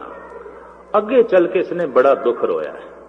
कहंदा शबे तारीक बीमे मौज गर्दा बेचो नहीं आयल, कुजादा निंदे हाले मां सुबुक साराने साहिला। इहदा पंजाबी अनुवाद किया है प्रिंसिपल गंगा सिंह ने। रात हनेरी घुमण घेरी पानी ठाठा मारे, ओ की जानन हाल असाडा जो रहंदे नदी किनारे। हाफिज कहंदा एक ते रात बिल्कुल अंधेरी है, कहंदा मैं इबादत करदा ते पिया समझ कख कोई नहीं, खुदा खुदा करी जाना सूझ समझ आए कोई नहीं, तस्बीह फेरी जाना अल्लाह अल्लाह करी जाना समझ आए कोई नहीं, कुरान में पढ़ी जाना समझ मैनू है कोई नहीं, नमाज में पढ़ी जाना समझ मैनू है कोई नहीं, चल मैं पिया रास्ता दिखाई नहीं देता। शबे तारीक रात अंधेरी है, शबे तारीक बीमे मौज गर्दा बेचो नहीं आयल। कहंदा जिस दरिया दे च मैं पैर पा बैठा उहदे च लहरां ने घुमण घेरियां ने, पारला कंडा मैनू दिखाई नहीं देंदा, नाल मेरे कोई है नहीं, रात अंधेरी है। ये जिक्र किया उसने अपनी अवस्था का। शबे तारीक बीमे मौज, इतना ना समझना एक बहुत वड्डी पीड़ा तो भी लंघना पैंदा कदी स्मारक ते कोई चलेगा तो। शबे तारीक बीमे मौज गर्दा बेचो नहीं आयल, कुजादा निंदे हाले मां सुबुक साराने साहिला। हुण ओ बंदे मेरा हाल की जानन जेड़े इस रस्ते ते कदी चले ही नहीं, दरिया दे कंढे ते खड़े न तमाशा पे वेखदे। कुजादा आनंद हाले मां, ओ मेरा हाल की जानना, ओ मेरी विपता नूं की समझन कि विपता की है। फरीद इन्हां विपतावां दा जिक्र करदे न। चिंत खटोला वाण दुख बिरे विछावण लेप, ए हमारा जीवना तू साहिब सच्चे वेख। कुजादा आनंद हाले मां सुबुक साराने साहिला। मेरी इस विपता दा ओ बंदे की हाल जानन जिहड़े स्मारक ते चले ही नहीं, जिन्हां ने दरिया विच कदी पैर पाए नहीं, जिहड़े घुमण घेरियां च कदी फसे ही नहीं। हाफिज कहंदे नाल कोई नहीं, पारला कंडा दिखाई नहीं पिया देंदा। हुण इह विपता मैं किहनूं सुणावां? नंद लाल ने कहंदे ने इस नज़म नूं जदों पढ़िया ते इहदे नाल मुकाबले ते दूसरी नज़म लिखी आपने, और ईरान दे वासी नंद लाल दियां उन्हां गज़लां नूं पढ़ के दंग रह गए। ये गल वखरी है कि मजहबी तसुब ने उन्हां दे हिरदे सत्कार नहीं पैदा किया, पर अश कर उठे कि कोई ऐसा दिमाग भी है, कोई इस ढंग नाल भी सोचदा है। हुण फिर मैं अर्ज करदिआं जिहड़े शैली शब्दावली नूं समझण वाले ने, पिंगल ते विश्राम नूं समझण वाले ने, कविता दी मस थोड़ी जिहां रखदे ने, उन्हां नूं पता चलेगा ये दोवें बोल इक्को ने, हाफिज ते नंद लाल दे। एक दे समस्या है, एक दे समाधान है, एक दे सवाल है, एक दे जवाब है। हाफिज कहंदा है पहली पंक्ति दे च कि मरादर मंजिले जाना चे अमनो ऐश चूं हरदम। नंद लाल दी पहली पंक्ति में थानू सरवण करावां। नंद लाल कहंदे ने मरादर मंजिले जाना हमा ऐशो हमा शादी। काफिया मिल रही है, शैली रवानी मिल रही है। नंद लाल कहंदे ने ऐ हाफिज जिस रस्ते ते मैं चलिया नित दियां खुशियां, नित दे शादियां ने, नित दा खेड़ा, नित दी मस्ती, तू केड़े रस्ते ते चल पे है? नित दा ही गम, नित दी विपता लै बैठा है, नित दा दुख लै बैठा है। रब दे मार्ग ते चलदे होया भी पिटदा जा रहा है, गिले करदा जा रहा है, शिकवे करदा जा रहा है। केड़ा रस्ता तू पकड़ लिया? मरादर मंजिले जाना हमा ऐशो हमा शादी, जरस बेहूदा में नालद कुजा बंदे महमला। नंदलाल हाफिज कहंदा है जरस फरियाद उम्मीदारद कि बरबंदेद महमला। मौत दा घड़ियाल वज पैंदा है ते खिंडिया होया समान मैं फिर बनना। हाफिज इंज कहंदा है। ते भाई साहब कहंदे ने जरस बेहूदा में नालद कुजा बंदे महमला। ਇਹ ਮੌਤ ਦਾ ਘੜਿਆਲ ਐਵੇਂ ਬੇਹੂਦਾ ਪਿਆ ਬੋਲਦਾ ਹੈ, ਫਿਜ਼ੂਲ ਪਿਆ ਬੋਲਦਾ ਹੈ। ਅਸੀਂ ਤੇ ਮਨ ਦੀ ਗਠੜੀ ਬਨ ਕੇ ਰੱਖੀ, ਕਦੀ ਖਿਲੇਰੀ ਹੀ ਨਹੀਂ, ਸਮਾਨ ਕਦੀ ਖਿੰਡਾਇਆ ਹੀ ਨਹੀਂ, ਬਨ ਕੇ ਰੱਖੀ। ਸਾਡੀ ਨਿਤ ਚੱਲਣੇ ਦੀ ਤਿਆਰੀ, ਅਸੀਂ ਤੇ ਤਿਆਰ ਬੈਠੇ ਹਾਂ। ਕੱਲ ਦੀ ਮੌਤ ਆਉਂਦੀ ਭਾਵੇਂ ਅੱਜ ਆ ਜਾਏ। ਜਿਸ ਮਰਨੇ ਤੇ ਜਗ ਡਰੇ ਮੇਰੇ ਮਨ ਆਨੰਦ, ਮਰਨੇ ਹੀ ਤੇ ਪਾਈਏ ਪੂਰਨ ਪਰਮਾਨੰਦ। ਐ ਹਾਫਿਜ਼, ਤੈਨੂੰ ਗਮ ਹੋ ਸਕਦਾ ਇਸ ਘੜਿਆਲ ਦਾ, ਕਿਉਂਕਿ ਤੂੰ ਸਮਾਨ ਸਾਰਾ ਖਿਲੇਰ ਬੈਠਾ, ਹੁਣ ਸਮੇਟੇਗਾ, ਬੰਨੇਗਾ। ਤੇ ਅਸੀਂ ਕਦੀ ਖਿਲੇਰਿਆ ਹੀ ਨਹੀਂ, ਬਨ ਕੇ ਬੈਠੇ, ਤਿਆਰ ਬੈਠੇ। ਜਰਸ ਬੇਹੂਦਾ ਮੇ ਨਾਲ, ਕੋਈ ਇਸ ਢੰਗ ਨਾਲ ਵੀ ਕਹਿ ਸਕਦਾ ਹੈ, ਮੌਤ ਦਾ ਘੜਿਆਲ ਬੇਹੂਦਾ ਪਿਆ ਬੋਲਦਾ। ਗੁਰੂ ਗੋਬਿੰਦ ਸਿੰਘ ਜੀ ਮਹਾਰਾਜ ਦੇ ਚਰਨਾਂ 'ਚ ਰਹਿ ਕੇ ਪਤਾ ਚੱਲਿਆ ਮੌਤ ਬੇਹੂਦਾ, ਕੁਛ ਵੀ ਨਹੀਂ। ਅਸੀਂ ਤੇ ਤਿਆਰ ਬੈਠੇ, ਗਠੜੀ ਬਨ ਕੇ ਰੱਖੀ, ਸਾਡੀ ਨਿਤ ਚੱਲਣੇ ਦੀ ਤਿਆਰੀ। ਜਰਸ ਬੇਹੂਦਾ ਮੇ ਨਾਲ। ਕਿਤਨੇ ਇਹ ਪਾਇਦਾਰ ਰੱਬੀ ਸ਼ਾਇਰ ਨੇ। ਕਹਿੰਦੇ ਨੇ ਆਪ ਦੇ ਕੋਲ ਇੱਕ ਐਸਾ ਸੰਸਾਰੀ ਸ਼ਾਇਰ ਆਇਆ ਜਿਸ ਨੇ ਲੈਲਾ ਤੇ ਮਜਨੂ ਦਾ ਕਿੱਸਾ ਲਿਖਿਆ ਸੀ। ਤੇ ਆ ਕੇ ਕਹਿਣ ਲੱਗਾ, ਭਾਈ ਨੰਦ ਲਾਲ, ਮੈਂ ਸੁਣਿਆ ਗੁਰੂ ਗੋਬਿੰਦ ਸਿੰਘ ਜੀ ਮਹਾਰਾਜ ਤੁਹਾਡੇ ਤੇ ਬੜੇ ਪ੍ਰਸੰਨ ਨੇ ਤੇ ਕਵੀਆਂ ਦੇ ਚੋਂ ਸਿਰਮੌਰ ਰੁਤਬਾ ਤੁਹਾਨੂੰ ਦਿੱਤਾ ਹੈ, ਤੁਹਾਡੀ ਬੜੀ ਪ੍ਰਤਿਸ਼ਠਾ ਕਰਦੇ ਨੇ, ਬੜੀ ਗੱਲ ਹੈ ਤੁਹਾਡੀ ਗੁਰੂ ਘਰ ਦੇ ਵਿੱਚ। ਤੇ ਮੈਂ ਵੀ ਕੁਝ ਨਜ਼ਮਾਂ ਲਿਖੀਆਂ ਨੇ, ਸੁਣੋ। ਜਿਹੜਾ ਇੰਨਾ ਵੱਡਾ ਸ਼ਾਇਰ ਹੈ, ਕੁਦਰਤੀ ਗੱਲ ਹੈ ਸ਼ਾਇਰੀ ਦਾ ਸਰੋਤਾ ਹੋਵੇਗਾ, ਤਾਂ ਮੈਂ ਸਰੋਤਾ ਲੱਭਦਾ ਫਿਰਦਾ ਸੀ, ਤੁਸੀਂ ਮੇਰੀਆਂ ਕੁਝ ਨਜ਼ਮਾਂ ਸੁਣੋ। ਭਾਈ ਸਾਹਿਬ ਕਹਿਣ ਲੱਗੇ, ਸੁਣਾ। ਉਹਨੇ ਪਹਿਲੀ ਨਜ਼ਮਾਂ ਦੇ ਵਿੱਚ ਮਜਨੂ ਦੀ ਜੀਵਨ ਕਥਾ ਸੁਣਾ ਦਿੱਤੀ। ਭਾਈ ਸਾਹਿਬ ਸੁਣਦੇ ਰਹੇ। ਫਿਰ ਉਹ ਕਹਿਣ ਲੱਗਾ, ਮੈਂ ਹੁਣ ਲੈਲਾ ਦੀ ਕਥਾ ਸੁਣਾਣਾ। ਭਾਈ ਨੰਦ ਲਾਲ ਬੋਲਦੇ ਨੇ, ਇਸੇ ਦੀਵਾਨੇ ਗੋਇਆ ਦੀ ਨਜ਼ਮ ਹੈ। ਭਾਈ ਸਾਹਿਬ ਕਹਿੰਦੇ ਨੇ, ਮਗੋ ਅਜ਼ ਹਾਲੇ ਲੈਲੀ, ਹੁਣ ਨਾ ਸੁਣਾ, ਮੈਂ ਨਹੀਂ ਸੁਣਨਾ। ਮਗੋ ਅਜ਼ ਹਾਲੇ ਲੈਲੀ ਬਾਦਲੇ ਸ਼ੌਰੀ ਦਾ ਐ ਗੋਇਆ ਕਿ ਸ਼ਰਾਏ ਕਿੱਸਾ ਹੈ ਮਜਨੂ ਮਰਾ ਦੀਵਾਨਾ ਮੇ ਸਾਜ਼ਤ। ਮਜਨੂ ਦੀ ਗੱਲ ਤੂੰ ਕੀ ਸੁਣਾਈ ਹੈ, ਮੇਰੇ ਮਨ ਵਿੱਚ ਹੁਣ ਹੋਰ ਸੁਣਨ ਦੀ ਤਾਬ ਨਹੀਂ। ਚਿੱਤ ਗੁਰੂ ਦੇ ਚਰਨਾਂ ਨਾਲ ਜੁੜ ਗਿਆ, ਸ਼ਬਦ ਵਿੱਚ ਸੁਰਤ ਇੱਕਮਿਕ ਹੋ ਗਈ। ਲੈਲਾ ਦੀ ਗੱਲ ਸੁਣਨ ਦੀ ਹੁਣ ਤਾਬ ਨਹੀਂ। ਸੰਸਾਰੀ ਤੌਰ ਤੇ ਇਸ ਢੰਗ ਦਾ ਪ੍ਰੇਮ ਆਉਂਦਾ, ਫਿਰਦਾ ਜੁੜ ਗਿਆ ਗੁਰੂ ਦੇ ਚਰਨਾਂ 'ਚ। ਕਮਾਲ ਦੀ ਗੱਲ ਮਜਨੂ ਦੀ ਸੁਣੀ, ਜੁੜ ਗਿਆ ਗੁਰੂ ਗੋਬਿੰਦ ਸਿੰਘ ਜੀ ਦੇ ਨਾਲ। ਤੇ ਉਹ ਬੰਦੇ ਕਿਤਨੇ ਪੱਥਰ ਦਿਲ ਨੇ ਕਿ ਗੁਰੂ ਗੋਬਿੰਦ ਸਿੰਘ ਜੀ ਦੀ ਗੱਲ ਸੁਣ ਕੇ ਵੀ ਗੁਰੂ ਗੋਬਿੰਦ ਸਿੰਘ ਨਾਲ ਨਾ ਜੁੜਨ, ਗੁਰੂ ਨਾਨਕ ਦੀ ਗੱਲ ਸੁਣ ਕੇ ਵੀ ਗੁਰੂ ਨਾਨਕ ਨਾਲ ਨਾ ਜੁੜਨ। ਗੱਲ ਮਜਨੂ ਦੀ ਸੁਣੀ, ਜੁੜ ਗਿਆ ਕਲਗੀਧਰ ਨਾਲ। ਗੱਲ ਮਜਨੂ ਦੀ ਸੁਣੀ, ਸ਼ਬਦ ਵਿੱਚ ਸੁਰਤ ਜੁੜ ਗਈ। ਭਾਈ ਸਾਹਿਬ ਦਾ ਇਸ ਢੰਗ ਦਾ ਹਿਰਦਾ ਬੈਰਾਗੀ ਹੈ। ਭਾਈ ਜੀ ਕਹਿੰਦੇ ਨੇ, ਇਹ ਮੌਤ ਦਾ ਘੜਿਆਲ ਬੇਹੂਦਾ ਪਿਆ ਬੋਲਦਾ। ਅਸੀਂ ਤੇ ਗਠੜੀ ਬਨ ਕੇ ਰੱਖੀ, ਤਿਆਰ ਬੈਠੇ ਹਾਂ। ਜਰਸ ਬੇਹੂਦਾ ਮੇ ਨਾਲ ਕੁਜਾ ਬੰਦੇ ਮਹਿਮਲਹਾ। ਅਗਾਂ ਚਲ ਕੇ ਜਿਹੜਾ ਹਾਫਿਜ਼ ਨੇ ਕਿਹਾ, ਸ਼ਬੇ ਤਾਰੀਕ ਬੀਮੇ ਮੌਜ ਗਰਦਾ ਵੇਚੁਨੀ ਆਲ। ਰਾਤ ਹਨੇਰੀ ਹੈ ਔਰ ਦਰਿਆ ਦੀਆਂ ਲਹਿਰਾਂ ਵਿੱਚ ਮੈਂ ਫਸ ਗਿਆ, ਘੁੰਮਣ ਘੇਰੀ 'ਚ। ਪਾਰਲਾ ਕੰਡਾ ਦਿਖਾਈ ਨਹੀਂ ਦਿੰਦਾ, ਉਰਾਰ ਤੋਂ ਦੂਰ ਆ ਗਿਆ, ਬਈ ਸੰਸਾਰ ਤੋਂ ਤੇ ਦੂਰ ਆ ਗਿਆ, ਖੁਦਾ ਦਾ ਘਰ ਦਿਖਾਈ ਨਹੀਂ ਦਿੰਦਾ। ਘੁੰਮਣ ਘੇਰੀ 'ਚ ਫਸ ਗਿਆ, ਡੁੱਬਦਾ ਦੇ ਨਾਲ ਕੋਈ ਹੈ ਨਹੀਂ, ਰਹਿਬਰ ਕੋਈ ਹੈ ਨਹੀਂ, ਚਾਨਣਾ ਵੀ ਕੋਈ ਨਹੀਂ, ਅੰਧੇਰਾ। ਸ਼ਬੇ ਤਾਰੀਕ ਬੀਮੇ ਮੌਜ ਗਰਦਾ ਵੇਚੋ ਨਹੀਂ ਆਇਲ ਕੁਜਾਦਾ ਨਿੰਦੇ ਹਾਲੇ ਮਾਂ ਸੁਬੁਕ ਸਾਰਾਨੇ ਸਾਹਿਲਾ। ਹੁਣ ਉਹ ਬੰਦੇ ਮੇਰਾ ਹਾਲ ਕੀ ਜਾਣਨ ਜਿਹੜੇ ਸਾਹਿਲ ਤੇ ਖੜੇ ਨੇ। ਭਾਈ ਸਾਹਿਬ ਇਸ ਦਾ ਜਵਾਬ ਦਿੰਦੇ ਨੇ, ਬੜਾ ਕੀਮਤੀ ਹੈ। ਭਾਈ ਨੰਦ ਲਾਲ, ਕਦੀ ਇਸ ਸ਼ੌਕ ਦੇ ਨਾਲ ਪੜ੍ਹਨਾ। ਭਾਈ ਜੀ ਕਹਿੰਦੇ ਨੇ, ਖੁਦਾ ਹਾਜ਼ਰ ਬਵਦਾਇਨ। ਤੂੰ ਕਹਿੰਦਾ ਮੈਨੂੰ ਪਾਰਲਾ ਕੰਡਾ ਨਹੀਂ ਦਿਖਾਈ ਦਿੰਦਾ, ਮੈਨੂੰ ਖੁਦਾ ਹਾਜ਼ਰ ਨਾਜ਼ਰ ਦਿਖਾਈ ਦਿੰਦਾ। ਖੁਦਾ ਹਾਜ਼ਰ ਬਵਦਾਇਨ ਬਬੀ ਦੀਦਾਰੇ ਪਾਕਿਸ਼ਰਾ। ਮੈਂ ਉਹਦਾ ਪਾਕ ਦੀਦਾਰ ਇਹਨਾਂ ਦੋ ਅੱਖਾਂ ਨਾਲ ਕਰਦਾ। ਤੈਨੂੰ ਪਾਰਲਾ ਕੰਡਾ ਦਿਖਾਈ ਨਹੀਂ ਦਿੰਦਾ, ਤੂੰ ਕਿਹੜੇ ਰਸਤੇ ਤੇ ਚੱਲ ਪਿਆ? ਅਸੀਂ ਤੇ ਉਸ ਰਸਤੇ ਤੇ ਪੈਰ ਰੱਖਿਆ ਜਿੱਥੇ ਪਾਰਲਾ ਕੰਡਾ ਪਹਿਲੇ ਦਿਖਾਈ ਦੇਣ ਲੱਗ ਪਿਆ, ਤੇ ਪਾਰਲੇ ਕੰਡੇ ਨੂੰ ਵੇਖ ਕੇ ਹੀ ਚੱਲ ਪਿਆ। ਪਹਿਲਾ ਵਤ ਸਿਆਣੀ ਹੈ ਤਾਂ ਕੀ ਜੇ ਵਾਪਾਰ। ਤੂੰ ਕਿਹੜੇ ਮਾਰਗ ਤੇ ਚੱਲ ਪਏ, ਤੈਨੂੰ ਪਾਰਲਾ ਕੰਡਾ ਨਹੀਂ ਦਿਖਾਈ ਦਿੰਦਾ। ਖੁਦਾ ਹਾਜ਼ਰ ਬਵਦਾਇਮ ਬੰਬੀ ਦੀ ਦਾਰੇ ਪਾਕਿਸ਼ਰਾ।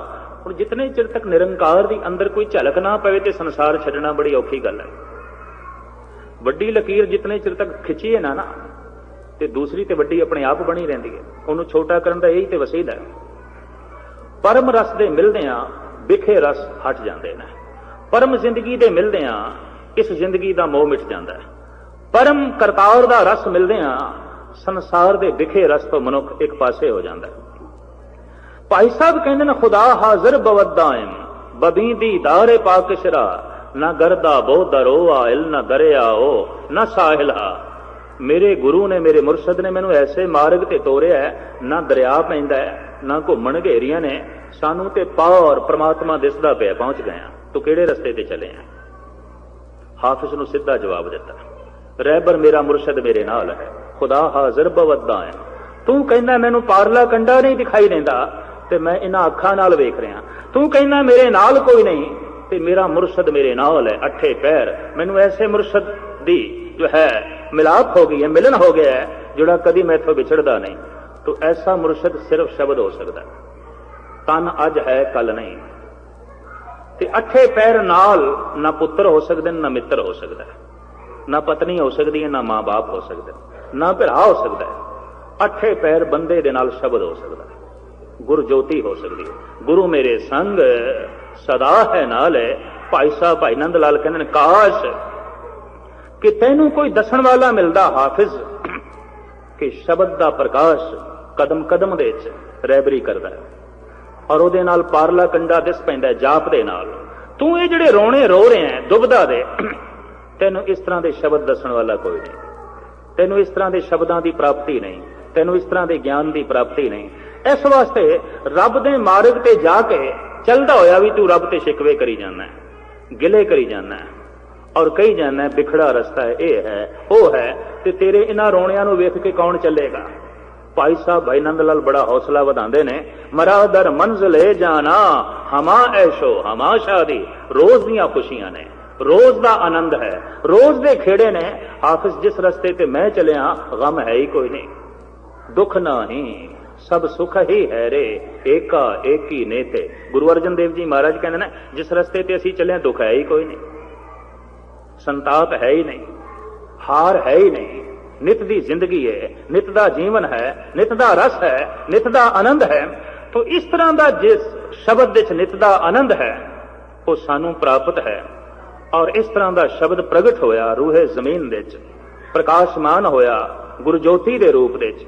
ਉਹ ਦਿਹਾੜਾ ਸੀ ਕੱਲ ਦਾ। ਹਿੰਦੁਸਤਾਨ ਦੇ ਵੱਡੇ ਵੱਡੇ ਸ਼ਹਿਰਾਂ ਵਿੱਚ ਇਹ ਪੁਰਬ ਬਹੁਤ ਵੱਡੇ ਪੱਧਰ ਤੇ ਮਨਾਇਆ ਜਾਏਗਾ। ਤੁਸੀਂ ਵੀ ਇਸੇ ਸ਼ਰਧਾ ਦੇ ਨਾਲ ਸ਼ਾਹਿਦ ਗੁਰੂ ਗ੍ਰੰਥ ਸਾਹਿਬ ਜੀ ਮਹਾਰਾਜ ਦੀ ਕੱਲ ਦੀ ਹਾਜ਼ਰੀ ਭਰੋ ਤੇ ਅੰਦਰੋਂ ਅਰਦਾਸ ਕਰੋ, ਹੇ ਪਾਤਸ਼ਾਹ ਇਹ ਸ਼ਬਦ ਦੀ ਰਹਿਬਰੀ ਬਣੀ ਰਹੇ, ਸ਼ਬਦ ਦੀ ਟੇਕ ਬਣੀ ਰਹੇ, ਘਰ ਦੇ ਵਿੱਚ ਬਾਹਰ ਚਲਦਿਆਂ ਫਿਰਦਿਆਂ ਉੱਠਦਿਆਂ ਬੈਠਦਿਆਂ ਇਹ ਸ਼ਬਦ ਦੀ ਰਹਿਬਰੀ ਹਰ ਵਕਤ ਬਣੀ ਰਹੇ। ਤੇ ਚੌਗਿਰਦ ਹਮਾਰੇ ਰਾਮ ਕਾਰ ਦੁੱਖ ਲਗੇ ਨਾ ਭਾਈ। ਜਿੱਥੇ ਇਸ ਤਰ੍ਹਾਂ ਦੀ ਕਾਰ ਸ਼ਬਦ ਦੀ ਚਾਰੋਂ ਪਾਸੇ ਹੋ ਜਾਏ ਉੱਥੇ ਦੁੱਖ ਵਿਪਤਾਵਾਂ ਕਲੇਸ਼ ਸਾਰੇ ਦੇ ਸਾਰੇ ਪਖੰਡ ਇੱਕ ਪਾਸੇ ਹੋ ਜਾਂਦੇ ਨੇ। ਮੇਰੇ ਪਾਤਸ਼ਾਹ ਸਾਰਿਆਂ ਨੂੰ ਇਹ ਆਧਾਰ ਬਖਸ਼ਣ, ਸਾਰਿਆਂ ਨੂੰ ਇਹ ਸਹਾਰਾ ਬਖਸ਼ਣ। 2 ਹਾਜ਼ਰੀਆਂ ਮੈਂ ਤੁਹਾਡੇ ਚਰਨਾਂ 'ਚ ਹੋਰ ਕੱਲ ਭਰਨੀਆਂ ਨੇ। ਇੱਕ ਗਾਲਬਨ 10 ਵਜੇ ਦਿਨ ਦੇ ਤੇ ਸ਼ਾਮ ਨੂੰ ਇਸੇ ਤਰੀਕੇ ਨਾਲ 7 ਤੋਂ ਲੈ ਕੇ 8 ਵਜੇ ਤੱਕ ਹਾਜ਼ਰੀ ਮੈਂ ਤੁਹਾਡੇ ਚਰਨਾਂ 'ਚ ਭਰਨੀ ਹੈ। ਤੇ ਕੱਲ ਦੀਆਂ 2 ਹਾਜ਼ਰੀਆਂ ਭਰ ਕੇ ਫਿਰ ਮੈਂ ਆਪ ਤੋਂ ਛੁੱਟੀਆਂ ਲਵਾਂਗਾ। ਫਿਰ ਸਤਿਗੁਰ ਨੇ ਜਦ ਕਦੇ ਨਦੀ ਨਾਵ ਸੰਜੋਗੀ ਮੇਲਾ ਕਰਾਇਆ ਤੇ ਗੁਰੂ ਦੇ ਇਹ ਬੋਲ ਮੈਂ ਤੁਹਾਨੂੰ ਸਰਵਣ ਕਰਾਵਾਂਗਾ। ਅਰਦਾਸ ਹੈ ਗੁਰੂ ਗ੍ਰੰਥ ਸਾਹਿਬ ਜੀ ਮਹਾਰਾਜ ਦੇ ਚਰਨਾਂ 'ਚ ਕਿ ਜੋ ਕੁਝ ਮੈਂ ਸੁਣਾਇਆ ਹੈ ਇਹ ਲੇਖੇ ਲੱਗੇ, ਤੁਸੀਂ ਜੋ ਕੁਝ ਸੁਣਿਆ ਹੈ ਇਹ ਲੇਖੇ ਲੱਗੇ। ਸੁਣਾ ਕੇ ਮੇਰੇ ਮਨ ਨੂੰ ਗੁਰਦੇਵ ਬਖਸ਼ਿਸ਼ ਕਰਨ, ਜੁੜਨ ਦੀ ਸਮਰੱਥਾ ਬਖਸ਼ਣ ਤੇ ਸੁਣ ਕੇ ਸਤਿਗੁਰ ਤੁਹਾਡਾ ਮਨ ਜੋੜੇ। ਸਭ ਤੋਂ ਵੱਡੀ ਬਖਸ਼ਿਸ਼ ਇਹ ਹੈ ਸੁਣ ਕੇ ਤੁਹਾਡਾ ਮਨ ਜੁੜੇ, ਸੁਣਾ ਕੇ ਮੇਰਾ ਮਨ ਜੁੜੇ। ਕੋਈ ਗਾਵੇ ਕੋ ਸੁਣੇ ਹਰ ਨਾਮਾ ਚਿਤ ਲਾਏ, ਕਹੋ ਕਬੀਰ ਸੰਸਾਰ ਨਹੀਂ ਅੰਤ ਪਰਮ ਗਤ ਪਾਏ। ਤੋ ਜੁਗੋ ਜੁਗ ਅਟਲ ਸਤਿਗੁਰੂ। ਐਸਾ ਨਹੀਂ ਕਿ ਕੱਲ ਕੋਈ ਮਰ ਜਾਏ ਤੇ ਫਿਰ ਹੋਰ ਨਵਾਂ ਗੁਰੂ ਲੱਭਣ, ਫਿਰ ਪਰਸੋਂ ਹੋਰ ਕੋਈ ਲੱਭਣ। ਅੱਜ 13-14 ਦੀ ਅਰਦਾਸ ਹੋ ਰਹੀ ਹੈ ਤੇ ਸਿਲਸਿਲਾ ਚੱਲਦਾ ਰਿਹਾ, ਫਿਰ 50 ਹੋ ਜਾਣਗੇ। 5-5 10-10 ਸਾਲ ਦੇ ਬਾਅਦ ਤੇ ਭੋਗ ਪੈਂਦਾ ਹੀ ਜਾਂਦਾ ਹੈ। ਤੇ ਫਿਰ ਜਦ 100 ਗੁਰੂ ਹੋ ਗਏ ਤੇ ਅਰਦਾਸ ਕਰਦਿਆਂ ਵੀ 2 ਘੰਟੇ ਚਾਹੀਦੇ ਨੇ 100 ਗੁਰੂਆਂ ਦਾ ਨਾਮ ਲੈਂਦੇ ਲੈਂਦੇ। ਇਸ ਵਾਸਤੇ ਦੂਰ ਦ੍ਰਿਸ਼ਟੀ ਇਹ ਹੈ, ਸਿਆਣਪ ਇਹ ਹੈ ਕਿ ਸ਼ਬਦ ਪ੍ਰਕਾਸ਼ ਜੋ ਪ੍ਰਥਮ ਮਹਿਲੇ ਵਿੱਚ ਮੱਲਾ ਪਹਿਲੇ ਵਿੱਚ ਪਹਿਲੇ ਘਰ ਵਿੱਚ ਆਇਆ ਸੀ ਉਹ 11ਵੇਂ ਘਰ ਵਿੱਚ ਜੁਗੋ ਜੁਗ ਅਟਲ ਟਿਕ ਗਿਆ ਗੁਰੂ ਗ੍ਰੰਥ ਸਾਹਿਬ ਜੀ ਮਹਾਰਾਜ ਦੇ ਵਿੱਚ। ਇਹਦੇ ਵਿੱਚ ਆਪਣੀ ਸੁਰਤ ਔਰ ਧਿਆਨ ਜੋੜ ਕੇ ਉਸ ਪਰਮ ਆਨੰਦ ਨੂੰ ਆਪ ਪ੍ਰਾਪਤ ਕਰੋ। ਕੱਲ ਸਵੇਰੇ ਤੇ ਕੱਲ ਸ਼ਾਮ ਨੂੰ ਜਿਵੇਂ ਗੁਰੂ ਗ੍ਰੰਥ ਸਾਹਿਬ ਜੀ ਮਹਾਰਾਜ ਤੋਂ ਬੋਲ ਮਿਲੇ ਆਪ ਜੀ ਦੇ ਸਾਹਮਣੇ ਸੁਣਾਉਣ ਦੀ ਕੋਸ਼ਿਸ਼ ਕਰਾਂਗਾ। ਹਾਰਦਿਕ ਤੌਰ ਤੇ ਸਾਰਿਆਂ ਦਾ ਧੰਨਵਾਦ, ਤੁਸੀਂ ਟਿਕ ਕੇ ਸਰਵਣ ਕਰਦੇ ਰਹੋ ਤੇ ਮੈਨੂੰ ਆਪਣੀ ਟਿਕੀ ਹੋਈ ਧਿਆਨ ਦੀ ਬਿਰਤੀ ਦਾ ਸਦਕਾ ਸੁਣਾਉਣ ਦੀ ਸਮਰੱਥਾ ਦਿੰਦੇ ਰਹੋ। तो भुल चुक लई खिमा की याचना भी है और गज वज के आखिरी फतेह प्रवान करने। वाहिगुरू जी का खालसा वाहिगुरू जी की फतेह।